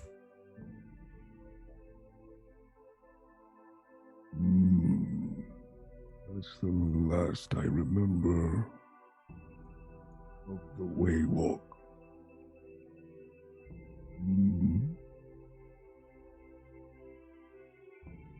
I cannot say if these men who attacked you are truly from the school or not. But right now, Praetor and my new friends, I can tell you this. This man, he is not like any man I have met before. This man, As he points to the one on the in the ropes on the slab. This man, he is no man at all. He reaches for the hood and pulls it back, and he pulls open down the chest the cloak. You can see the ripped shirt, the tunic beneath, and he pulls open that wound, one of the gashing wounds the man has, I think, from falling. And he exposes on his skin, on his chest, a series of scales, green and tan. Some of his flesh is pink, but some of his flesh is scaled. And when he holds his hand up to his face, he opens the unconscious man's eyes, and you can see his eyes are human-like, but slitted like a serpent's, collared like a serpent's. He shuts the eye again. He looks back to the rest of you and says, "In all my life and travels, whatever this man is, I have not met one like him, but I can assume the others are just as so."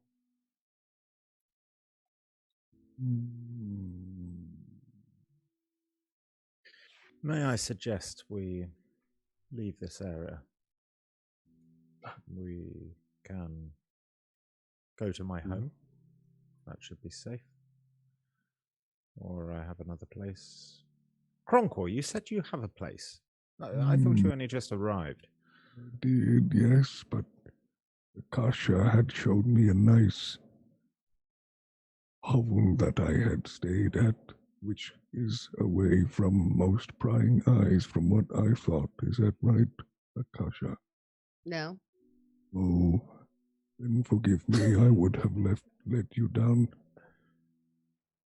This is much safer here then. As he bounces his hands on the table, actually on the body that's on the table. A hovel? I think not. Shall we go to mine, everyone? We do also have to. We have some business later this evening, do we not, Merula? We do. Yes. Your place then. Where is that? The Arena District. Of course. I'm afraid, Kylantes, you will have to show us. I'm unfamiliar with these very interesting sewers. Once upon a time, perhaps they were. Many of the tunnels have collapsed, but some of the tunnels still are usable. You must be careful, though. All kinds of people use these tunnels for different reasons. Rysar is taking the most intricate mental notes of this journey through the very useful sewer system. And this particular path was pretty easy from the spot. So you can remember this path if you ever need to have a hidey hole. Right by the bodies that we left at one time. Where's the hidey hole? Right beneath the bodies. Kylantes points down to the man. He says, "Are we taking him with us? What is your plan, Praetor? I will not be able to return to my home now. I do not even know if I can stay in the city." I have a place you can stay. You can stay in my home as long as you need. Although I say that without knowing the true extent of the powers of the way. If they were from the college, then will they be able to follow us? They found you in my home. If there are more, I do not see how they would not find you again. I'm sorry, but whoever these people were, they are very powerful. The illusions they created, they are beyond anything I have ever seen. The illusions you speak of, is this to do with the silence around us?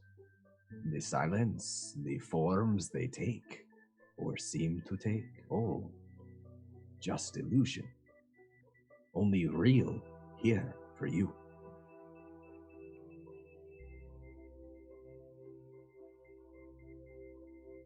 Well, I will not be scared in my own home, in my own district, in my own city. And I do not think Merula or Lady Akasha or our guest Kronqual should be in fear. So I would suggest we go to mine. Perhaps we shall pick up a half-giant or two on the way. And we will question this fiend or dispose of him, either way. I think my fellow praetors will be interested to know what has happened.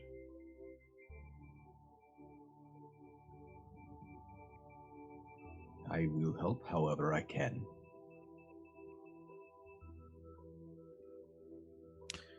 Which way to if everyone is in agreement, which way to the Arena District, Kylantes? I can lead us there. We will have to go back up to the street. Perhaps we hide the robe so they do not see, and we pretend he is just drunk.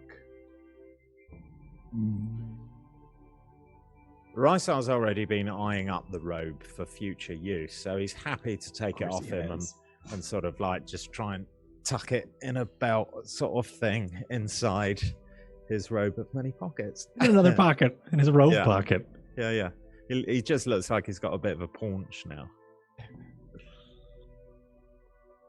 I will lead you there. Is everyone coming? Yes. Yes. 5 for strength, picking up the body, athletics. I am going to help. You roll a 5. Yeah. Can I help because I like Kronqual and I like Kronqual carrying my prisoners? I'm sorry, 8. Is that with the advantage? No. Yeah, you get advantage because he's helping, so you can. Oh, you can in that roll case, it was again. 11. Okay. Well, that's enough to carry the body between the two of you. I'm not going to make you drop it, but it's a struggle though, and it's a long walk. Is everybody following through the tunnels to the area where Rysar lives? I am. I'm also keeping an eye out. I know that Kylantes mentioned that all sorts use these tunnels, and I am, by certain means, we don't need to go into details, aware of some methods of communication among such tawdry folks. So if there are things and thieves can't, I'm keeping an eye open for that. Yeah, absolutely. And you will see on the walls sigils painted that are not in any official language.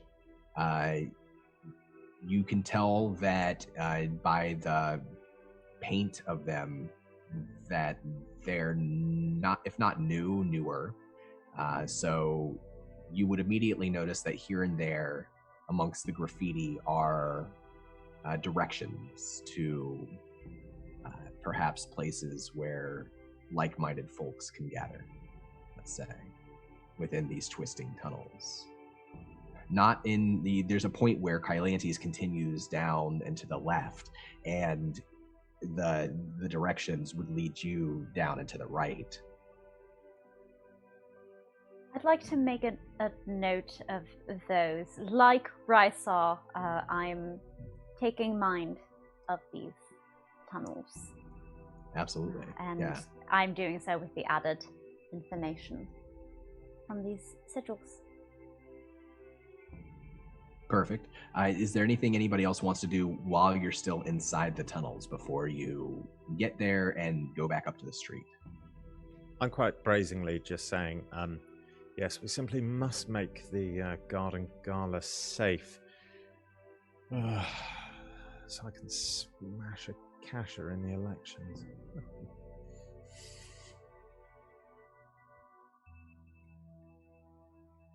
Totally audibly, but also like I'm pretending like I'm just like talking to myself. Oh yeah, must do this, must do that. So funny, she thinks she's got a chance. I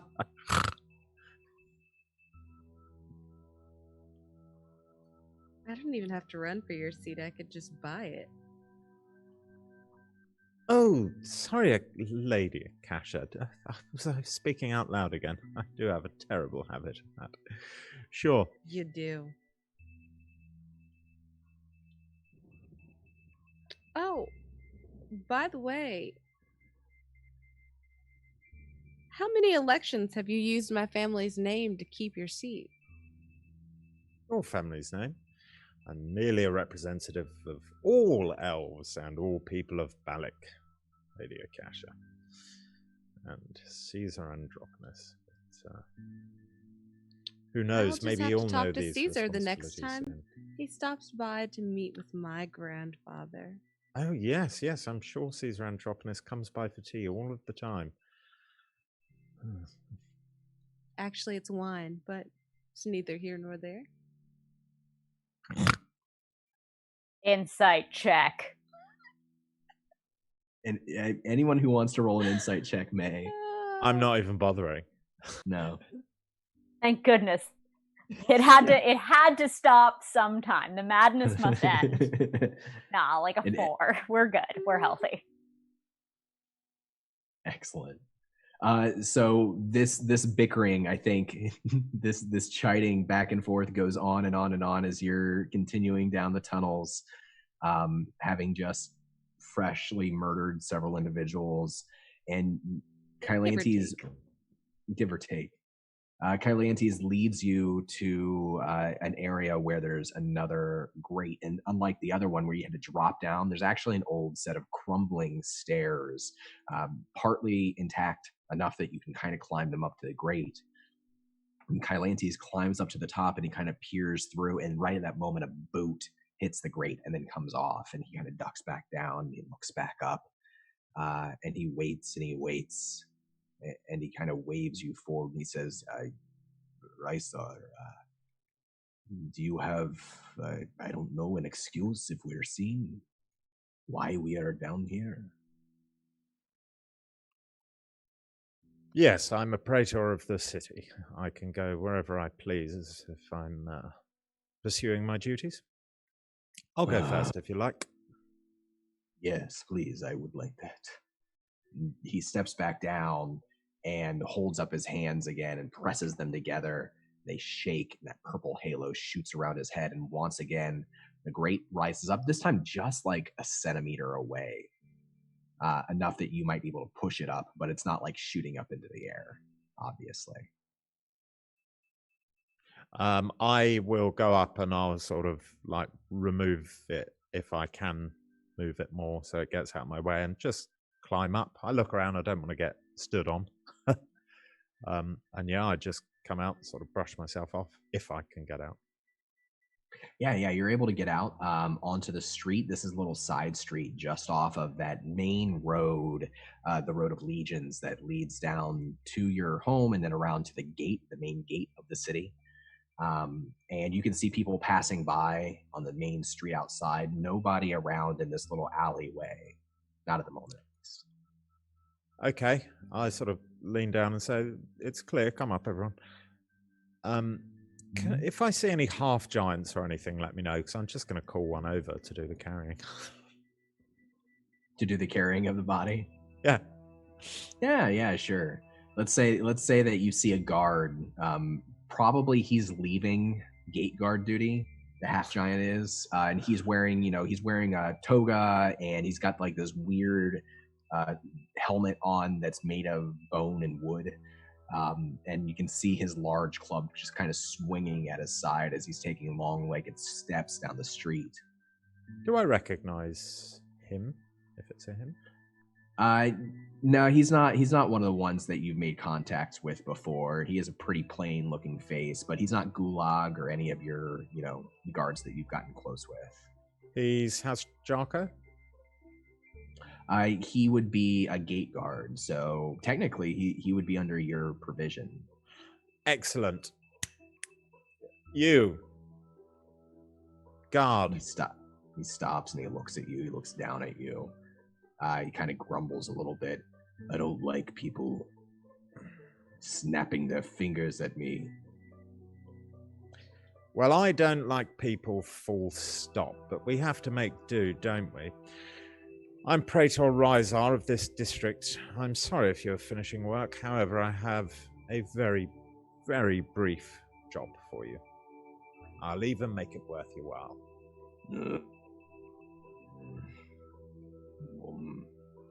What is it? I sort of just tap my pouch of ceramic pieces just to sort of emphasize the point that I'm happy to bribe him a little bit.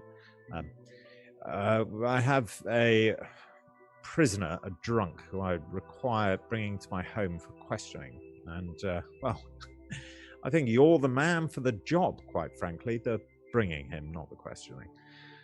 Is everyone else coming out of the grate, by the way, or do I just look like a weirdo? He squeezes out the last little bit of the grate and rolls a little bit.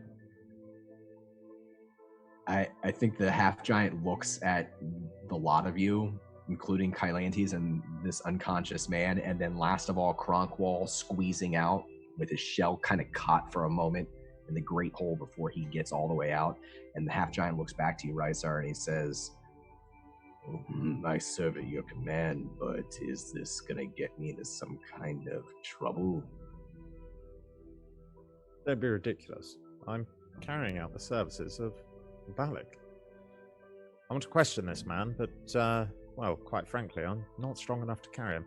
I only wish you to carry the idiot to my house. It's just around the corner. It's on Sumner Street. As you're giving instructions, he reaches out with his hand, grumbles, and just like plucks the man up and lifts him into the air and slings him over his shoulder, just kind of holds him there. All right. Thank you. But what's your name? Why do you want to know? Simply so I know who's helping me. It is. I also want to introduce you, while Don's thinking of your name, to Lady Akasha, who thinks she's going to be your future Praetor of this area, which is fantastic, don't you think? Lady Akasha, this wonderful half-giant might be keeping the peace on your streets soon. I apologize for my acquaintance here. He has no personality outside of being an elected official.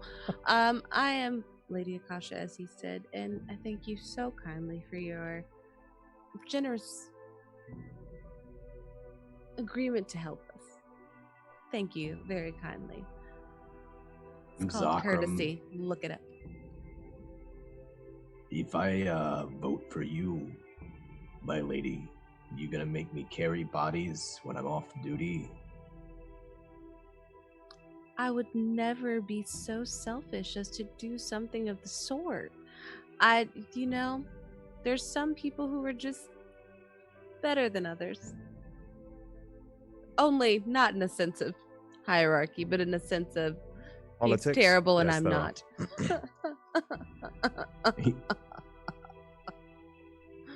He guffaws a little bit. He kind of chuckles under his breath at all of it and says, "All right, well, let's go. Let's get this on with." Thank you. I'm looking a bit sort of shocked at this interaction and sort of tallying up the amount of people who have said they'll vote for Akasha, not me. And then I just say, never happened. And I lead the way to my home. And it's a short walk, and of course you have a half giant with a body slung over his shoulder, a turtle, two noble looking individuals, and a praetor. So you do get some glances by people as you're passing, but nobody stops, nobody tries to interfere with your journey a couple of blocks back to your home. And you describe Rysar for them, because I don't think everybody's seen Rysar's home before. What's your home look like? And this is like, think early evening, so the sky is starting to turn pink. You have rays of purple are starting to spread across as the sun is dipping the horizon. You can leave the basement out. Literally, if anyone's played Baldur's Gate, is the moment when the sun goes down and the sort of sky goes darker. There's a silhouette of a sort of dark stone. It's like the Iron Throne building or something. Not that big, but it's a corner building. It is made of stone. There's the rare metal bars on the windows. Rare because metal is rare in Dark Sun. It's a foreboding building, if I had to describe it in one word, or secure, if you look at it optimistically. A forebuilding? But I'm not going to start. Yes. It looks ominous. It's not a nice sort of place. But Rysar approaches it quite cheerily, and he's probably nodding at the odd person he passes, purely for the sake of Akasha, rather than actually knowing them or anything, just pretending he's a elf of the people. Merula affects that they haven't seen the exterior of this house before, because certainly they haven't. What course would they possibly have had? Of course not. Vixes, ladies, turtles. Thank you, guard. We'll take it from here. And Rysar starts to take heavy keys from a chain around his neck, which are concealed by his robe, and start unbolting the very heavy seeming sort of lock. There's a couple of locks as well. And just opens the door and says, "Please, come inside, everyone." The guard pulls the man down over his shoulder and dangles him in the air. And he holds his other hand, his palm up towards you, and just kind of waits. I turn to Akasha and say, "Lady, I do believe you said you'd outspend me in this election." This isn't an election. This is something of your doing. So handle your business and pay the man. I give the giant a medium level backhander cash bribe. I don't know, five ceramic pieces. What would be a sort of standard? Oh, I'd say 3's probably enough to grease the palm of a guard who is under your command, anyways. 3 will do it. As soon as the ceramic pieces hit his large palm, his fingers curl over and he drops with his other hand the man who kind of hits the street. It's only about a foot fall, but it still makes a sound when he hits the stone. Great. I just unceremoniously sort of lift up a hand or a foot, whichever's closer, and start dragging him inside the house. Just kind of grumbles and bobs his head a little bit and starts to stomp off slowly. You can see that sort of end of the day weariness. Remember, vote for Rysar. I like to imagine that during the walk back over to Rysar's, Akasha has gotten a little bit closer to this gentleman, gentle being, and goes, "Please give my love to your family. It was so nice spending time with you. Thank you so much. Oh, and give your son a hug for me." Please roll me a persuasion check.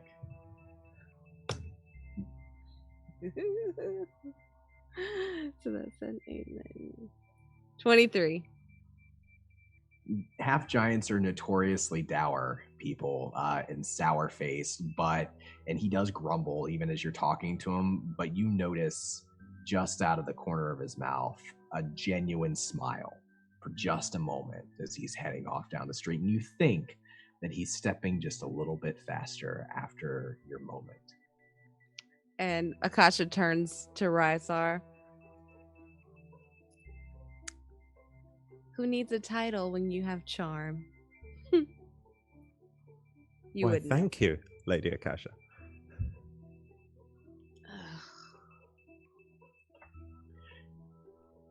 Kylantes goes into the house. He looks around once more on the street and he ducks into the house.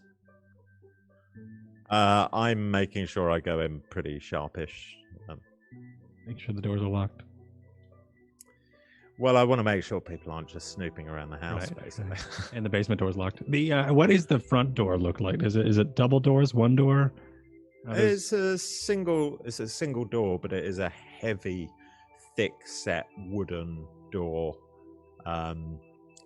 There's a bit of sort of hardened bone where you might have sort of the black iron sort of reinforcing struts sort of thing. There's bone and there's a deep set lock, and then there's also a sort of padlock as well.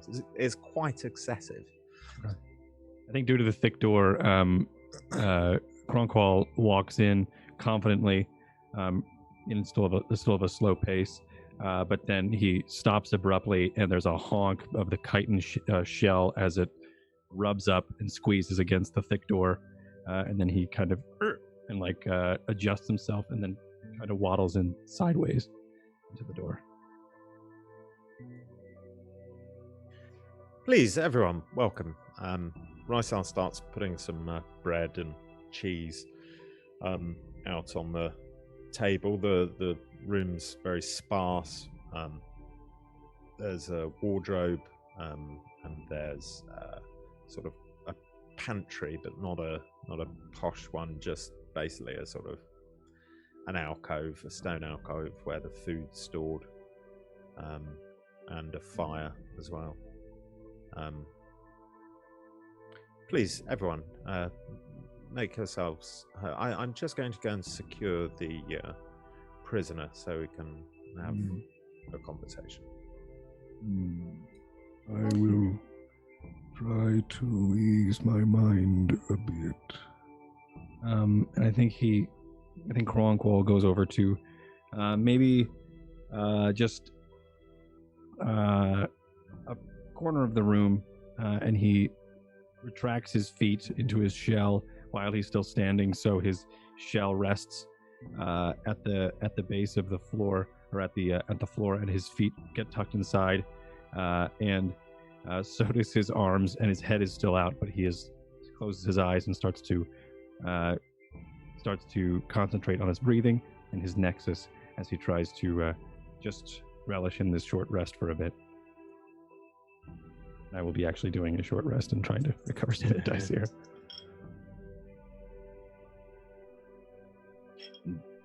Anyone else too, I think during this time, if you want to spend hit dice on a short rest, if you need to recover hit points or anything, any of your abilities that are short rest based, you can do that too. This is enough sitting time. You can do that. Don, I'm going to be opening the cellar door. Oh dear. And continue. And taking the prisoner down there, but I'm being very sort of careful and just sort of opening it just enough and sort of dragging the body and closing the door straight after me. So even if someone was invisible, they wouldn't be able to get through the door with me. Right. But it's noticeable to everybody else that you're doing this, though, correct? Yeah. 100%. Yeah. But I've said I'm going to go and secure the prisoner, so. What's Merula doing now that they're in the house? Merula, now that we are above ground, is looking out one of the barred windows and trying to sense if Corey, the bird, is nearby, sort of mentally calling them to themselves, and if Corey does come, to make a connection and ask her to post up nearby so they can alternately focus on what's going on in here, but also maybe keep a bit of an eye out. Yeah, and I think there's this strange moment of deja vu where you look out this window and you remember when your friend was looking through the same window and you through its eyes.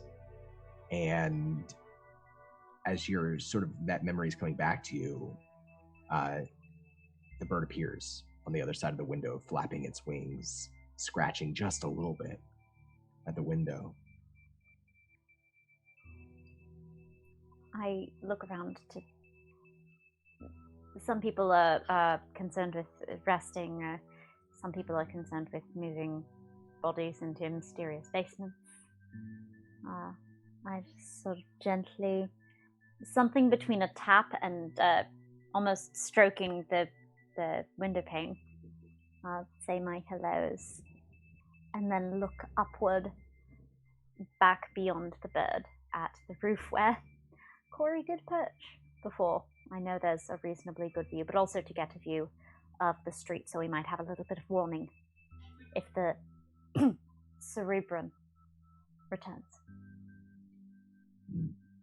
The claws of the blackbird scratch back in the same rhythm that you touch the window on your side, and it flaps its wings and it takes off up, and you see it circle once and then come back down on that same spot, perching on the roof just next door, looking out.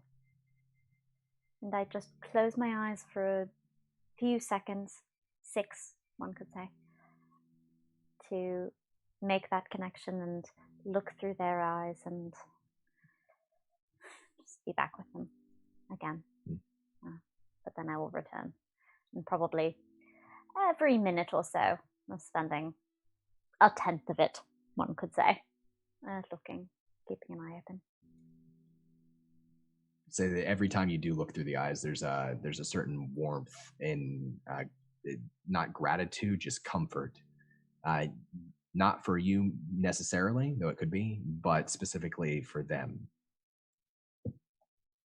It continues to watch, and we'll see if that plays out to anything.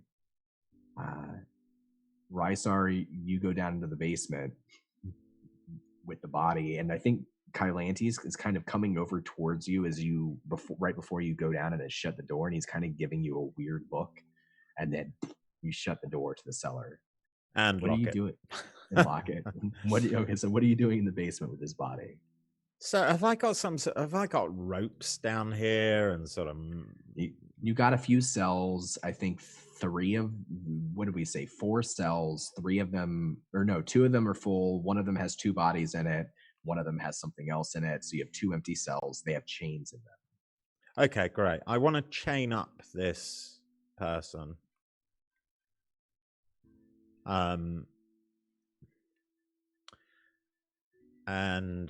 I just want to make sure they're secure. I want to sort of stuff a rag in their mouth, because I want to make sure they can't cast spells. They won't be able to use psalmics for. How long ago did I blowgun them? I will say that the hour. It's probably been about an hour, almost an hour now. Have I got another dose? I think so. We have it on your character sheet. Let's see. I don't know if it said how many doses or if it was just. Pretty sure I put it in there, but let me double check real quick. You have 2 doses of bleached Inic Slumber, so now you have 1. I'm not going to waste it. I'm going to just sort of start walking out of the back towards the stairs and sort of turn back and look at it and go, I do wonder what it was. And then just pull a lever and say, dinner's up, and start walking up the stairs as I release the salt mummy, which was the first assassin which tried to kill me, and go up the stairs, open the door, close it after me, lock it again. Say, so are we eating? What kind of locks? Everyone... Just out of curiosity. Just hypothetically, are we talking about keys that Rysar puts away on this person, or are we talking about bolts? Oh, so I have keys on a necklace that are inside my robes. So it's like perfect. So there's just one real sweet spot thing to steal, and then you would be golden. Do I understand that correctly? Potentially. All right. Just thank you for the clarification. Merula loves a challenge. We're taking a lot of notes today. There's a lot of notes being taken.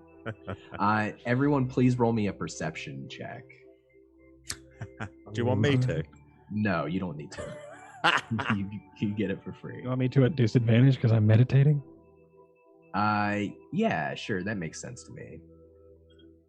Okay, 1. Is that a 20? Oh no, not for me. It's an 18. Okay. And you said Kronqual was a 1? Yes. Oh. I'm sorry. I didn't mean to steal the dice luck. So Akasha and it'll be awesome. Akasha and Merula, right before Rysar closes the door again, the cellar door, and locks it, you both hear a strange sound.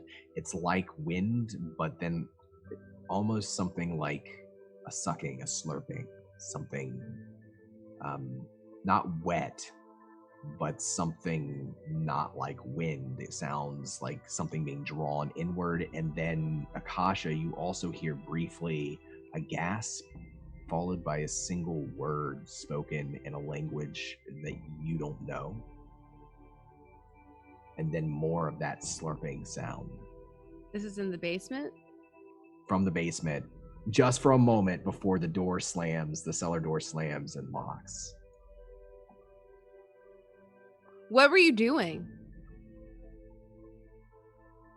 Excuse me? What were you doing? Do you have company? Do you have someone down there? Excuse me. You saw me just put the prisoner down there. It was more than a single noise. And was the prisoner not exactly alive? I didn't hear anything. Kronqual didn't hear anything. Kronqual was pretty much asleep. I am at my highest awareness. This We bread. get it. You're enlightened. This bread, by the way, I get it from a baker down the road. I mean, they say there's no good bakeries in the arena district. They're wrong. Let me tell you, this stuff is the finest artisan crafted bread you can get in Balic. Are you aware that you're almost as terrible at deflection as you are at being an elected official? Excuse me. Oh, I've got a crumb. No. So you're saying that you lack the awareness to lead or make any reliable decisions? Excuse me.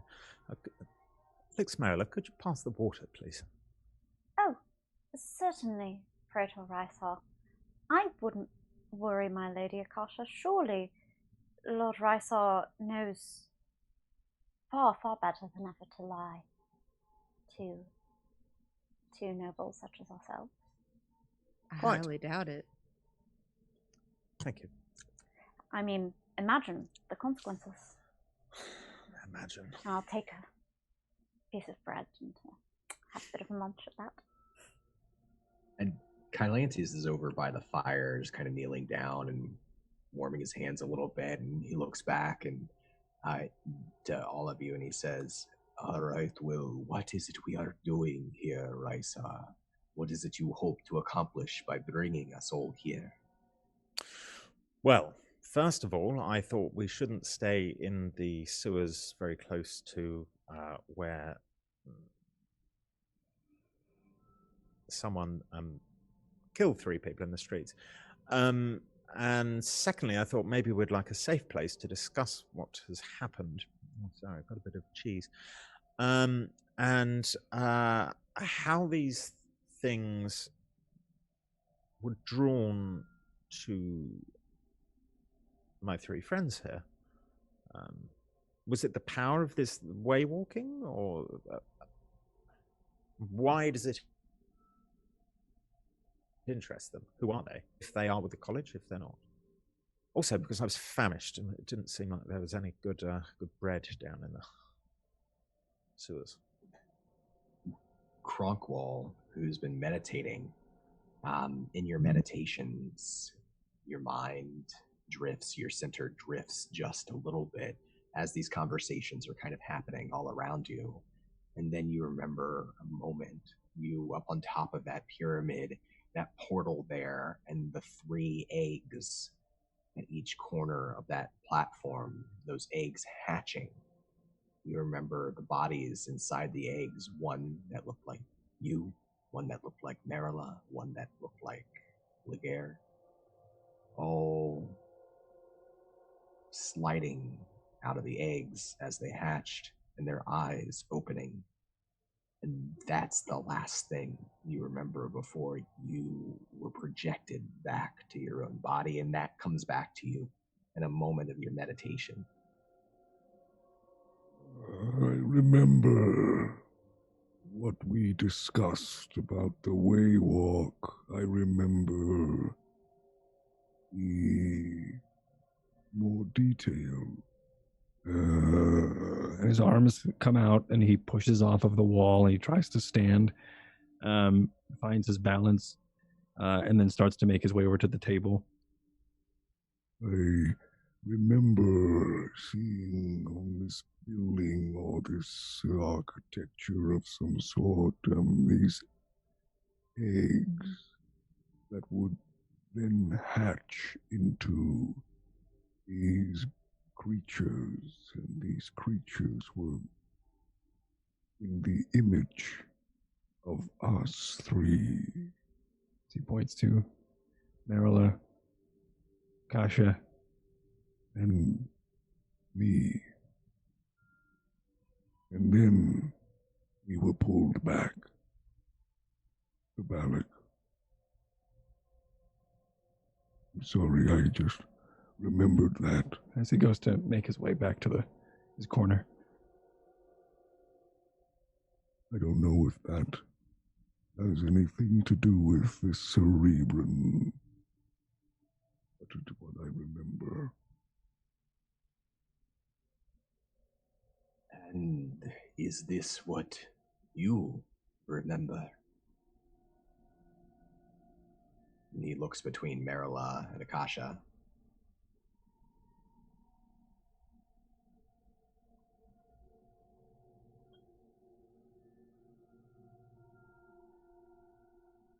Remind me, does Merula have any memory of that? I think it would, if they had lost that memory, or if they had forgotten pieces or parts of it, it would come back to them. Merula nods silently and is fiddling with something around their wrist under their robe. They don't really make a lot of eye contact.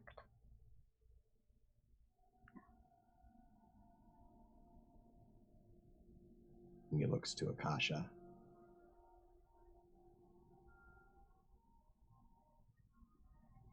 Can't say that I do.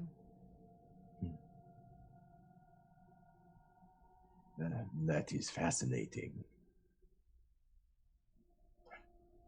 I do not know what this means, but it does not sound like a dream to me.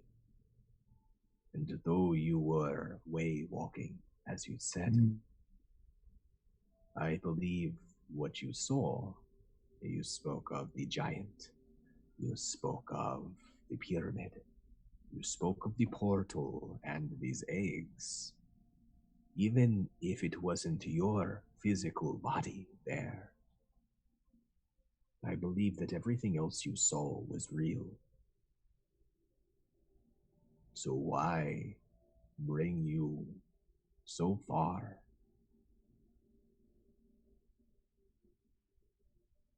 That is the question. One which I have no answer. But with your guidance, maybe I can find out.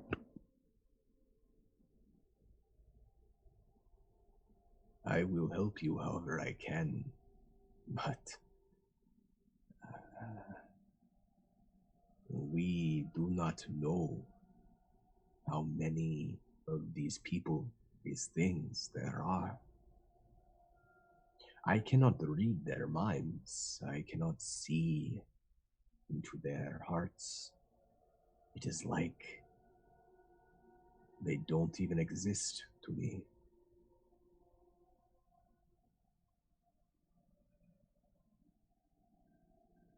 Perhaps there are others more trained, more powerful than I. Not many. But perhaps there are those who could see the truth.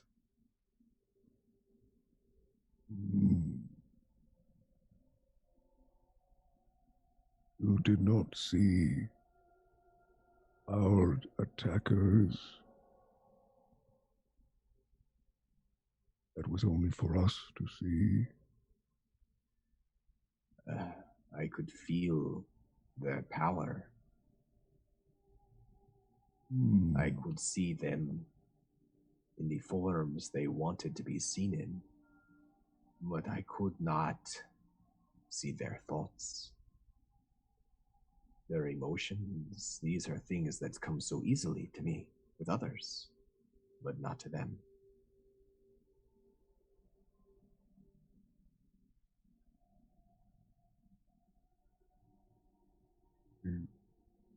Wish I had more answers.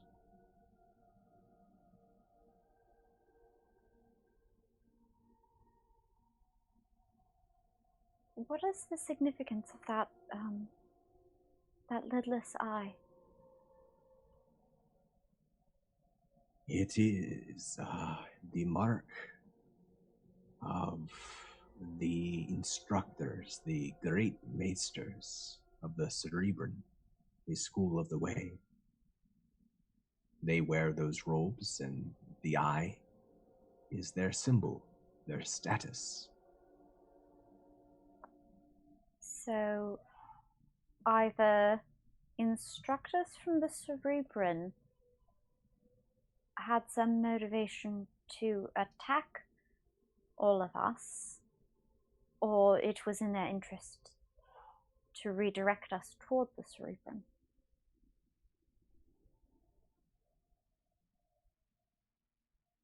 Are there any other groups with that kind of power?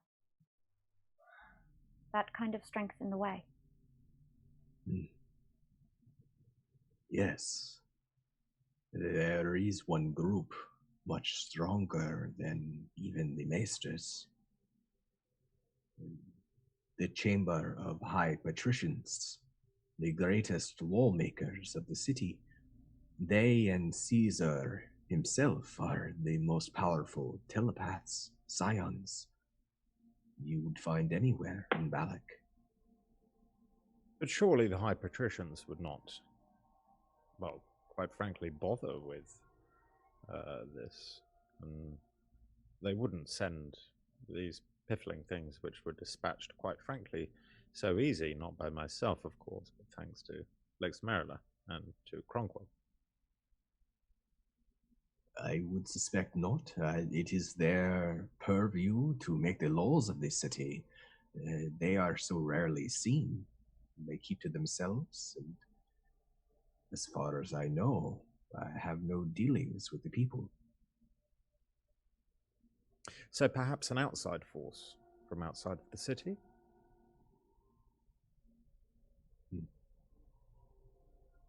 Perhaps. Well, but if it is an outside force, they are inside now, are they not? They are. Can't we just ask the one we brought here? Yes, when's he going to be ready for questioning? I'll leave that to me. It'll be a delicate subject. Best leave it to the praetors. Thank you for your concern. I'm sure, but we are all committed to this investigation. Rysar, I have no objection to you taking lead as a person of law enforcement, but it's pertinent to all of us. We should all be there. Certainly, Lex Merula. However, I fear I must insist this very much is Praetor business. I will, of course, let yourself or your father, if you prefer, know the results of the investigation. I fear it will have to go up the ladder, so to speak, and I fear there are those above me who I must answer to before I do what I can for my friends.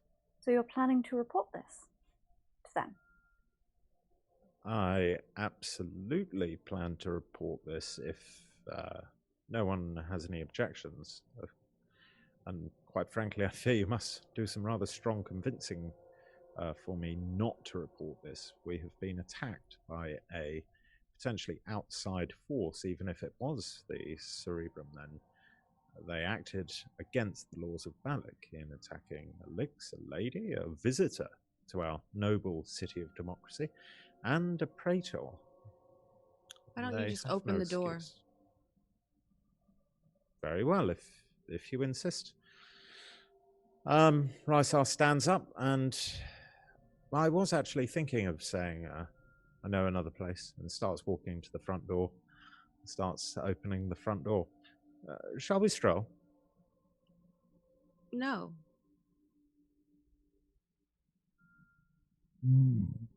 Forgive me, I don't understand, Lady Akasha. You said open the door, and pulls the door open even more, the front door of the house. Open the door where you've stored the prisoner. I believe we were quite clear about that, as that's the subject that we were just discussing. Why are you so reticent? Well, I'm not sure if reticent is the right word, Lady Akasha. This is praetor business, and although you are a noble of this fair city with some sway, this is my department, and my district, and in fact, my house.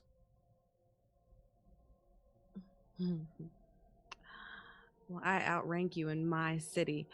Even if I don't, my grandfather does, my family does, and I believe that you should just open the door unless you've done something untoward.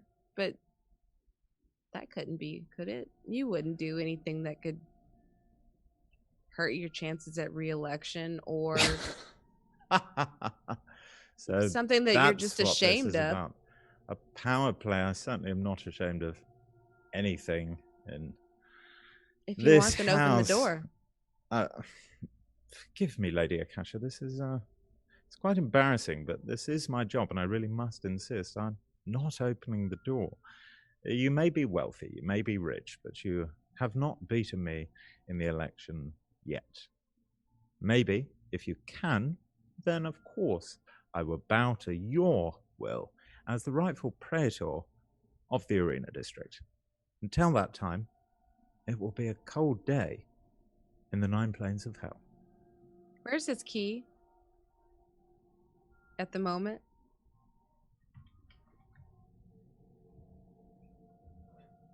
Don? I think he described it as it wearing it, like on a key ring. I don't know if Akasha would have seen, but it's on a sort of heavy necklace under Please my let me robe. roll perception. You can roll perception, yeah. And Rysar, roll me sleight of hand.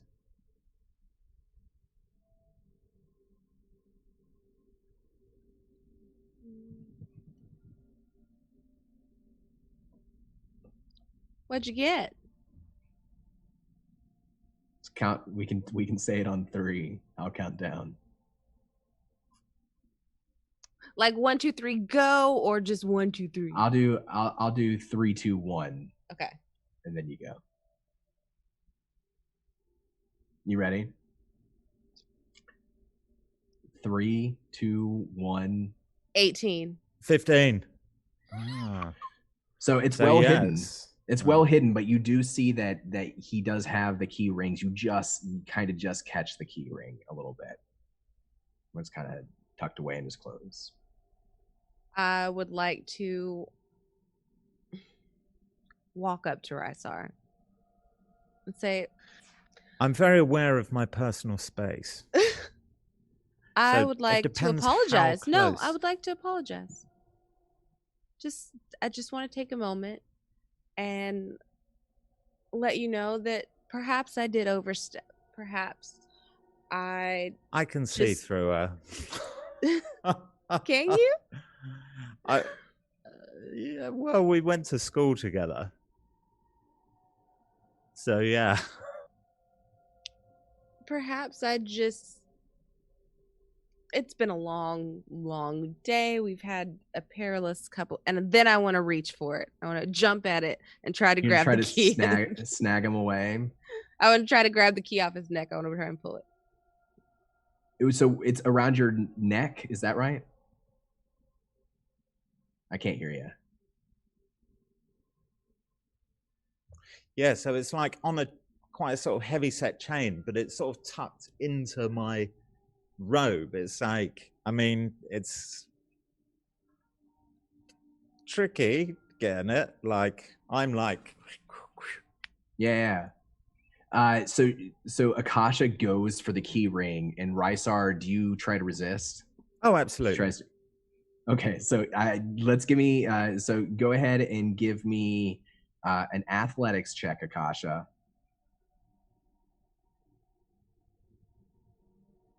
And Rysar, I want you to give me a perception check.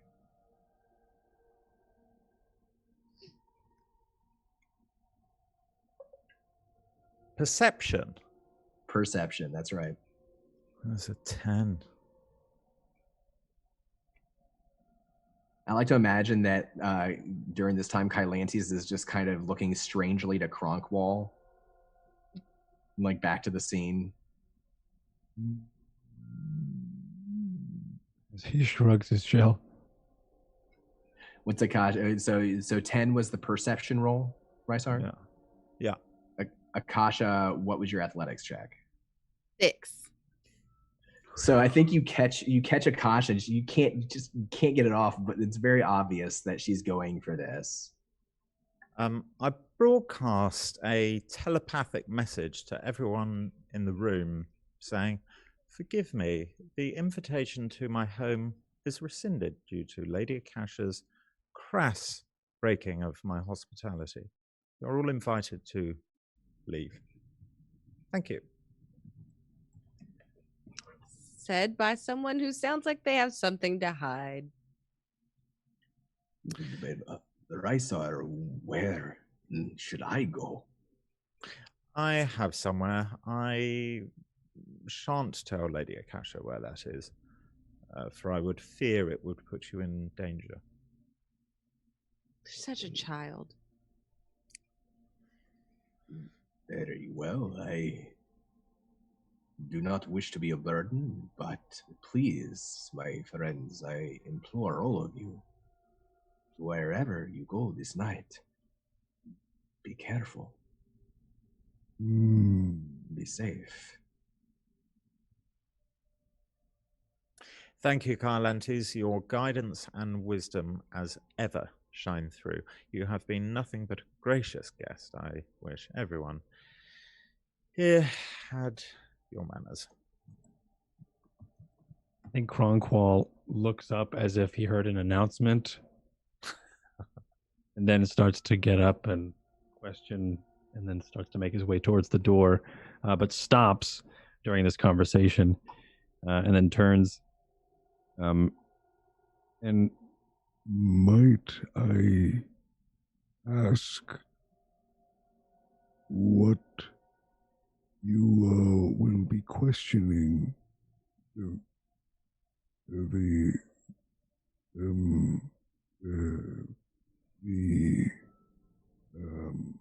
prisoner, as he looks for the right word, when you may not understand the answers that they give, considering that you were not present for the walk within the way. Interesting. I would take that into consideration and under counsel, Kronqual. Thank you. Kronqual, perhaps I know a place you might stay as well, unless you have somewhere else to go. It's entirely up to you, of course. Looks at Akasha.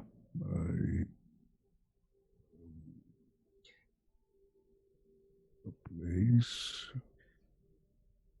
What's everyone doing? Because Rysar is keeping an eye on everyone in his house, and he's sort of like gesturing to the street. I'll tell you what happens right now at this moment is the door to the cellar swings open.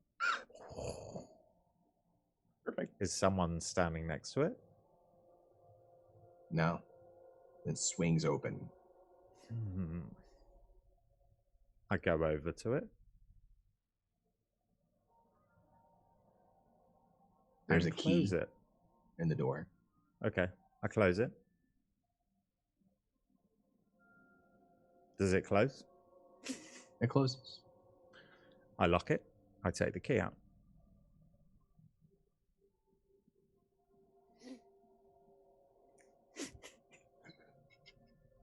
Who's in the room with me?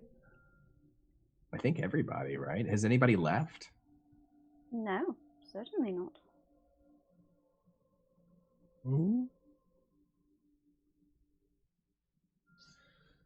I must insist you all leave at once. You have breached the hospitality of a praetor in his own home. You are breaking... Thank you, Kronqual. Merula, I shall pop by the estate and see you and your father, perhaps. Lady Akasha, till the election.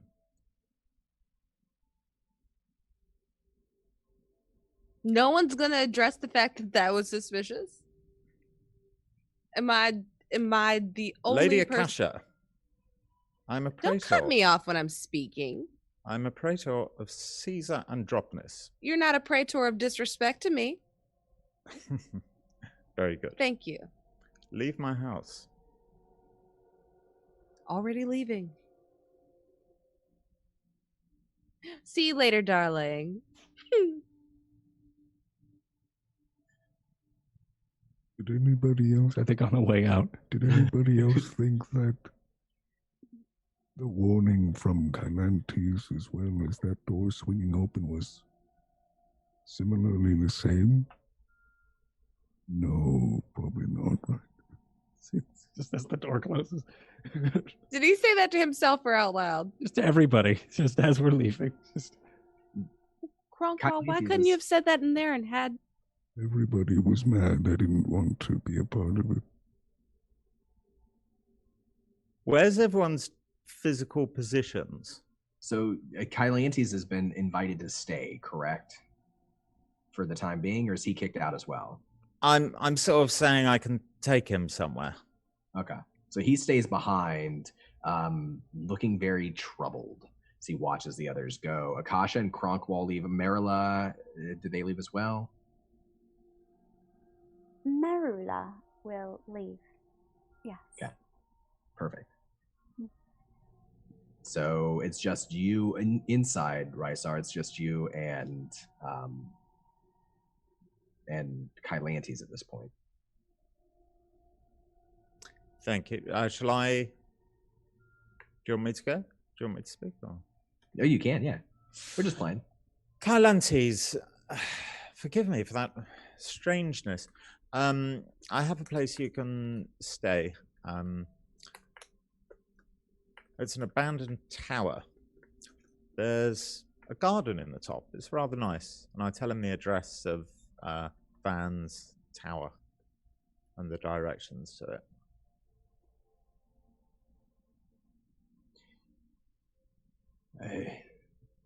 Of course I can go to this tower, Praetor.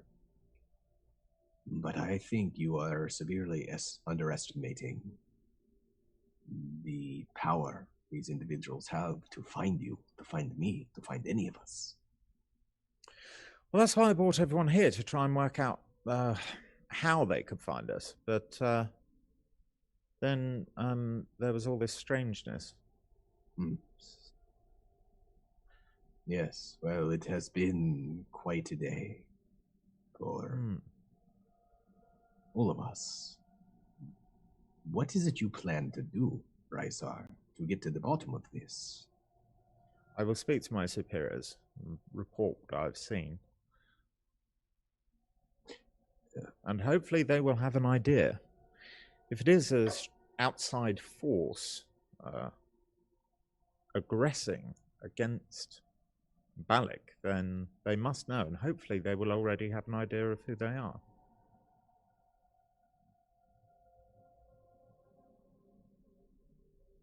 I urge you to consider another, more grim possibility, my friend. Yes. What if it is an inside force, and you take it to your leaders, and they are part of whatever this is?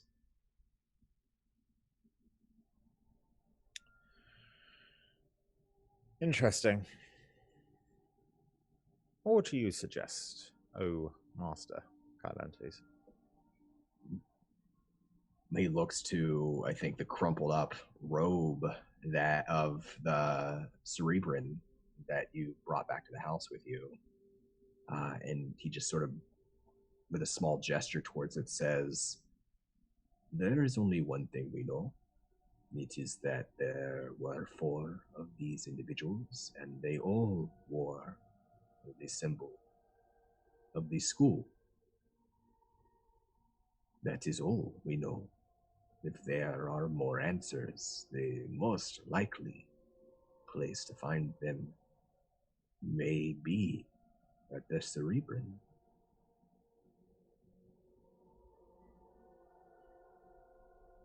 Could it be perhaps that they are an outside force or an inside force who have infiltrated the Cerebrum? So not the Cerebrum official, not working for the powers that be at the college, but an infiltrating group there. Is that what you think? I do not know. I am used to being able to read people. In this case, I cannot. It could be many different possibilities, but the only thing for certain is that these individuals are sinister. They have goals that are unspoken, and they are willing to murder you, me, noble members, patricians. Curiouser and curiouser. I shall have to think on this.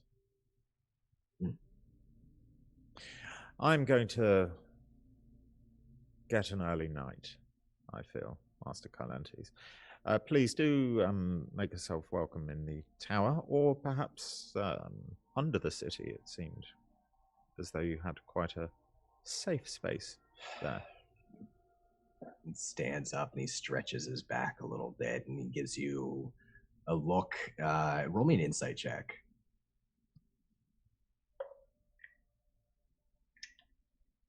14 in total. Okay. Without a ton of specificity, it's a judging look.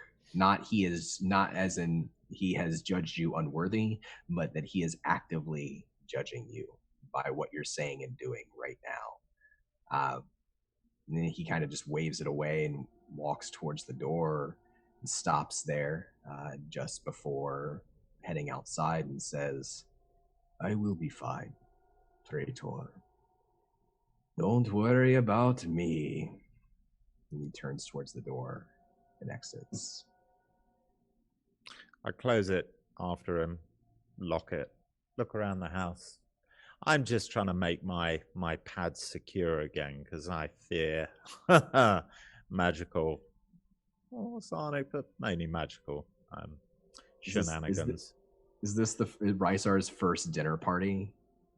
Is this the first, like the closest? This is thing why he he's had doesn't to? have them. And last. First and last. He does have people around for dinner, but yeah. So what's his ritual then? Now that he's alone. Well, he's going to be, well, he's going to do some stuff, which I'll tell you, but yeah, he's locking all the doors. He's like looking around curiously. He's making sure there's no like windows open. He's keeping the air out. He wants to check for anything out of the ordinary. He sort of sits down, carries on eating some bread and cheese. I do like this bread. That's it. Yeah, and as you search and tidy up, you don't find anything out of the ordinary. At least not anything out of the ordinary that you didn't put there. Yourself. Oh, I'm hanging the robe up, the cerebellum robe, in the wardrobe amongst other various sort of tabards and things of other sort of city dwellers. Add to the collection. Into your wardrobe of robes and whatnot that you've collected, and you put it and you sit back down with your bread and your cheese.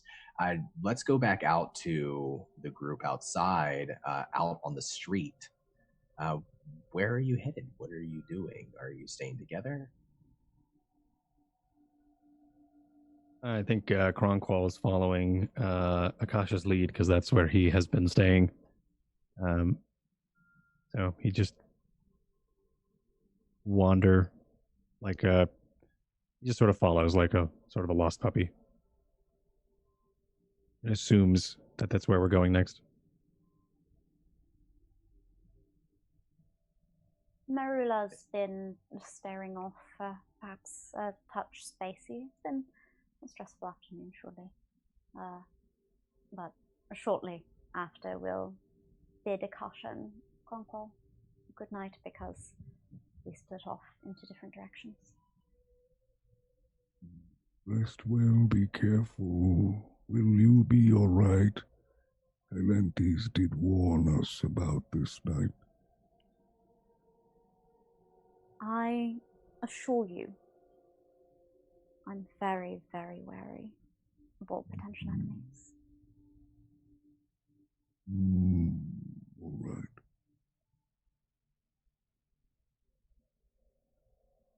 Good night, Lady Akasha. Good night, Merula. I think I will take my leave as well. Be safe.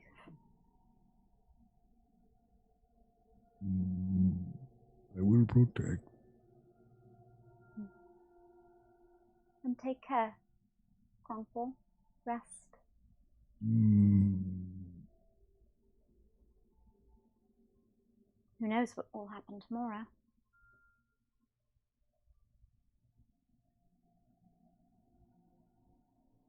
Tomorrow is the Grand Garden Gala, which is something that maybe some of you had temporarily forgotten about because this day went away from you. It did not go perhaps how you expected it to at the beginning of the day, but it is a large event where all of the nobles who are interested in running for office and the commoners who want to run for the office of praetorship will have to attend the event and announce their intent to run.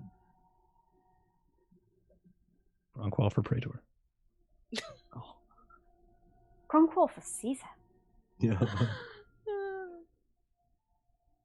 The two groups then are splitting up. Akasha, are you taking Kronqual to your home or to the other place?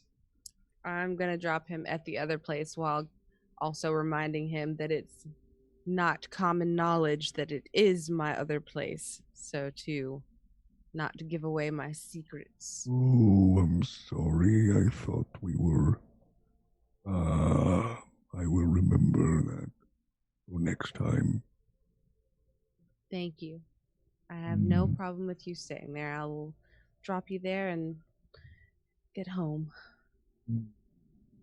Thank you for letting me rest here and taking care of me.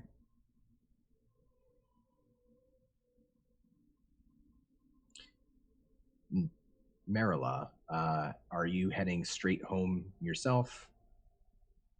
Well, the hour's still not that late, is it? No, it's the sun was fairly high in the sky while I was stabbing people, as I recall. It's true, yeah. The sun was at its zenith when I was murdering. The sun has set, but just so. It is twilight, early night.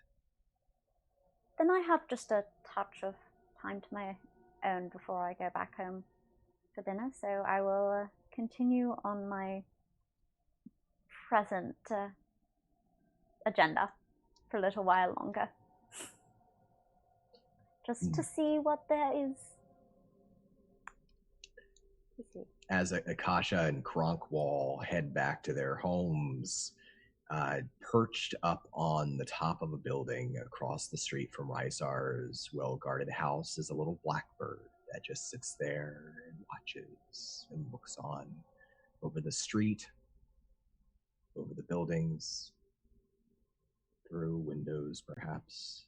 And as Merula moves on about the street, on her own now, there's a little lizard that skitters around between trash, between bodies.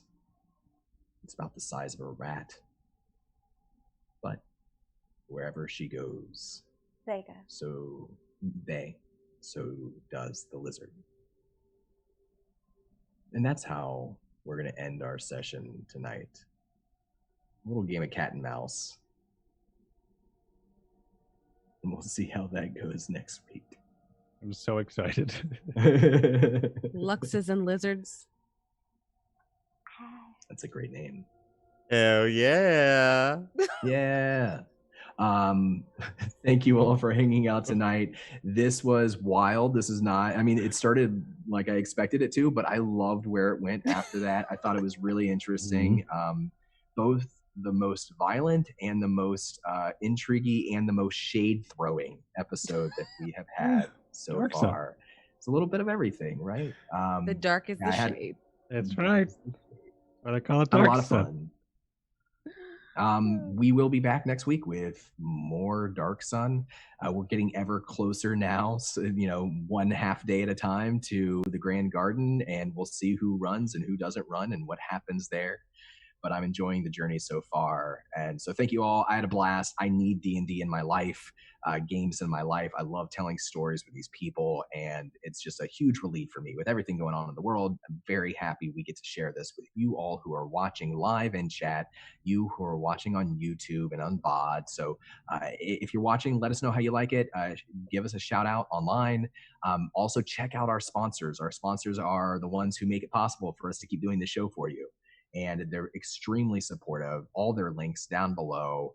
Check them out. We have discounts and various things. We'll have giveaways coming up here very soon, some really cool giveaways. So if you keep tuning in, especially if you're able to tune in live, you might be able to win yourself some fun stuff. So thank you all again.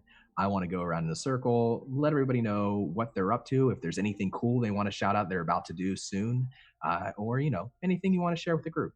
And let's start with Christina. Hi. I'm Christina Ariel, Krystina Arielle, and I had fun today. As far as things that are coming up in the very near future, I have a game starting tomorrow that is a 4-part mini-series about vampires. It will be on twitch.tv/QTimes tomorrow from 5 to 7. Gracias, Merida. And I don't know what I'm talking about. I'm tired. Thank you guys for being here and spending time with us. And thank you to everyone in these windows here for making this a very great day. I am pretty sure that is not what Don intended to begin with, but it was super fun and one of the most, I feel like that was political intrigue for you. So, yeah, thanks everybody for making my day with D&D. Thank you. Thank you for the puns too. I had missed them. I will rarely admit it, but today I will admit that I missed the puns. So thank you. Let's go down to Toby. Hey, Toby. Hey, Don.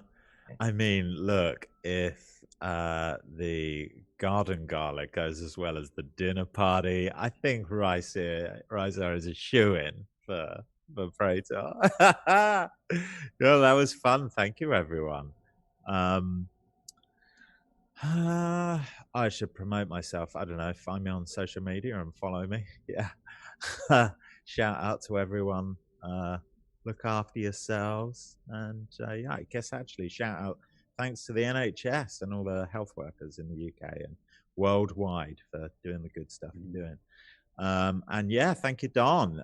It is a nice bit of relief to be playing this wonderful game and telling this story with you all. And yeah, Dark Sun, I thought it was called Dark Sass. Yeah. Oh, to say that it's not an in-joke, there was a bit of chat between the players that Rysar does snort laugh, so it's canon. He did it. We all heard it. It's canon. It's in the text. Yeah, Can't so argue the thank text. you You all. simply And, can't. yeah, that's me, Toby Osmond. Yeah. Oh, I'm wearing all my jewelry today, which I haven't for ages. So I'm quite pleased. Yeah, right. Well, See, I'm not- that's fun jewelry did for me too. It's not all of it. It's like a tiny bit of it, but yeah. Oh, and I've got a Kronqual tash going on. There we go. Anyway, right. I'm just rambling. Yeah. I loved getting to see some of, by the way, of the many things I enjoyed of this episode. I really enjoyed getting to see some of Rysar's gadgets, right? Bag of tricks. Right, because we have all this, we have all these things, the whole marketplace of supplements that you can find in Dark Sun that are very specific to Dark Sun, and Dark Sun has some wild, crazy things. So hopefully we'll get to see, maybe we'll do a shopping episode and everybody can stock up on some random fun stuff to take around with the characters. It was really fun for me to use as well, because at the beginning we were discussing what resources the players would have, and obviously I wanted my cellar of horrors, but I also saw the poisons. I was like, well, I'm not a poisoner, I'm not a scout sort of thing, but there were so many lovely stuff in Dark Sun, and Don, you were kind enough to give me some stuff, and I remember thinking, Bleach Inic Slumber, I'm never going to get a chance to use that. So great fun. Thank you. So I'm sure we'll see more of that too. And that's all stuff that if you're checking this out, if you go to our Discord and you check out the player campaign guide, you can actually find all of that stuff. The sources, some of it's stuff that I've created, some of it's sources from other great people in the D&D community who love Dark Sun, who helped to bring it to 5th edition. So if you're interested in any of that, it's all there on the Discord. But let's go on over to Myth. Hey, hi everybody. I'm Mythomatic or Cord. I played Kronqual today. I am so happy to be back playing with all of you. It's been a while since we've been playing Dark Sun. So it's really nice to step back into Kronqual. For a while though, I was like, oh no, I don't know if I remember how to do Kronqual's voice. But right before we started, I went, and I went, oh yeah, never mind, I got it. So it's always fun to be poured into Kronqual and to walk around as this just this protecting teddy bear of foreign chitin protection. It's great. I don't know. I love it. But thank you everybody for being here. Thank you everybody for playing with me. You can find me on Twitter, Twitch, the same name, Mythomatic, MYTHEMATIC. I do a lot of streams within Star Citizen and do a lot of like cinematic RP. I've also been starting up a game called Last Oasis, and I usually am doing some more cinematic RP within that. I may do one right after this. I'm not sure, so we'll see. But thanks so much. Thank you, Don. I also wore my jewelry today because we weren't able to because of, quarantine. But it's really nice to see that that Toby's turning into me. So it's great. Mustaches and jewelry. Next it's going to be glasses and a standing desk. Thank you. It was a lot of fun. And definitely check out everything that Cord's doing on his, because if you don't know when he says like cinematic roleplay, what he's doing, like he does all these voiceovers on his Twitch channel, and he role plays as these characters as he's playing games and whatnot. It's really unique, and if you've never seen it, it's very cool. It's got its own huge community, and he does it all the time. So please check that out. It's very, very good. And I loved Kronqual today, as always, being the anchor and the heart for the group. When they needed a heart, he was that heart. And I also love that we got to see him go into his shell and protect himself. And I just love all of the visual imagery of like him popping one limb out and like crawling along, like pops his head out and uses his psychic powers. It was all very cool, very, very cool. So thank you. Thank you.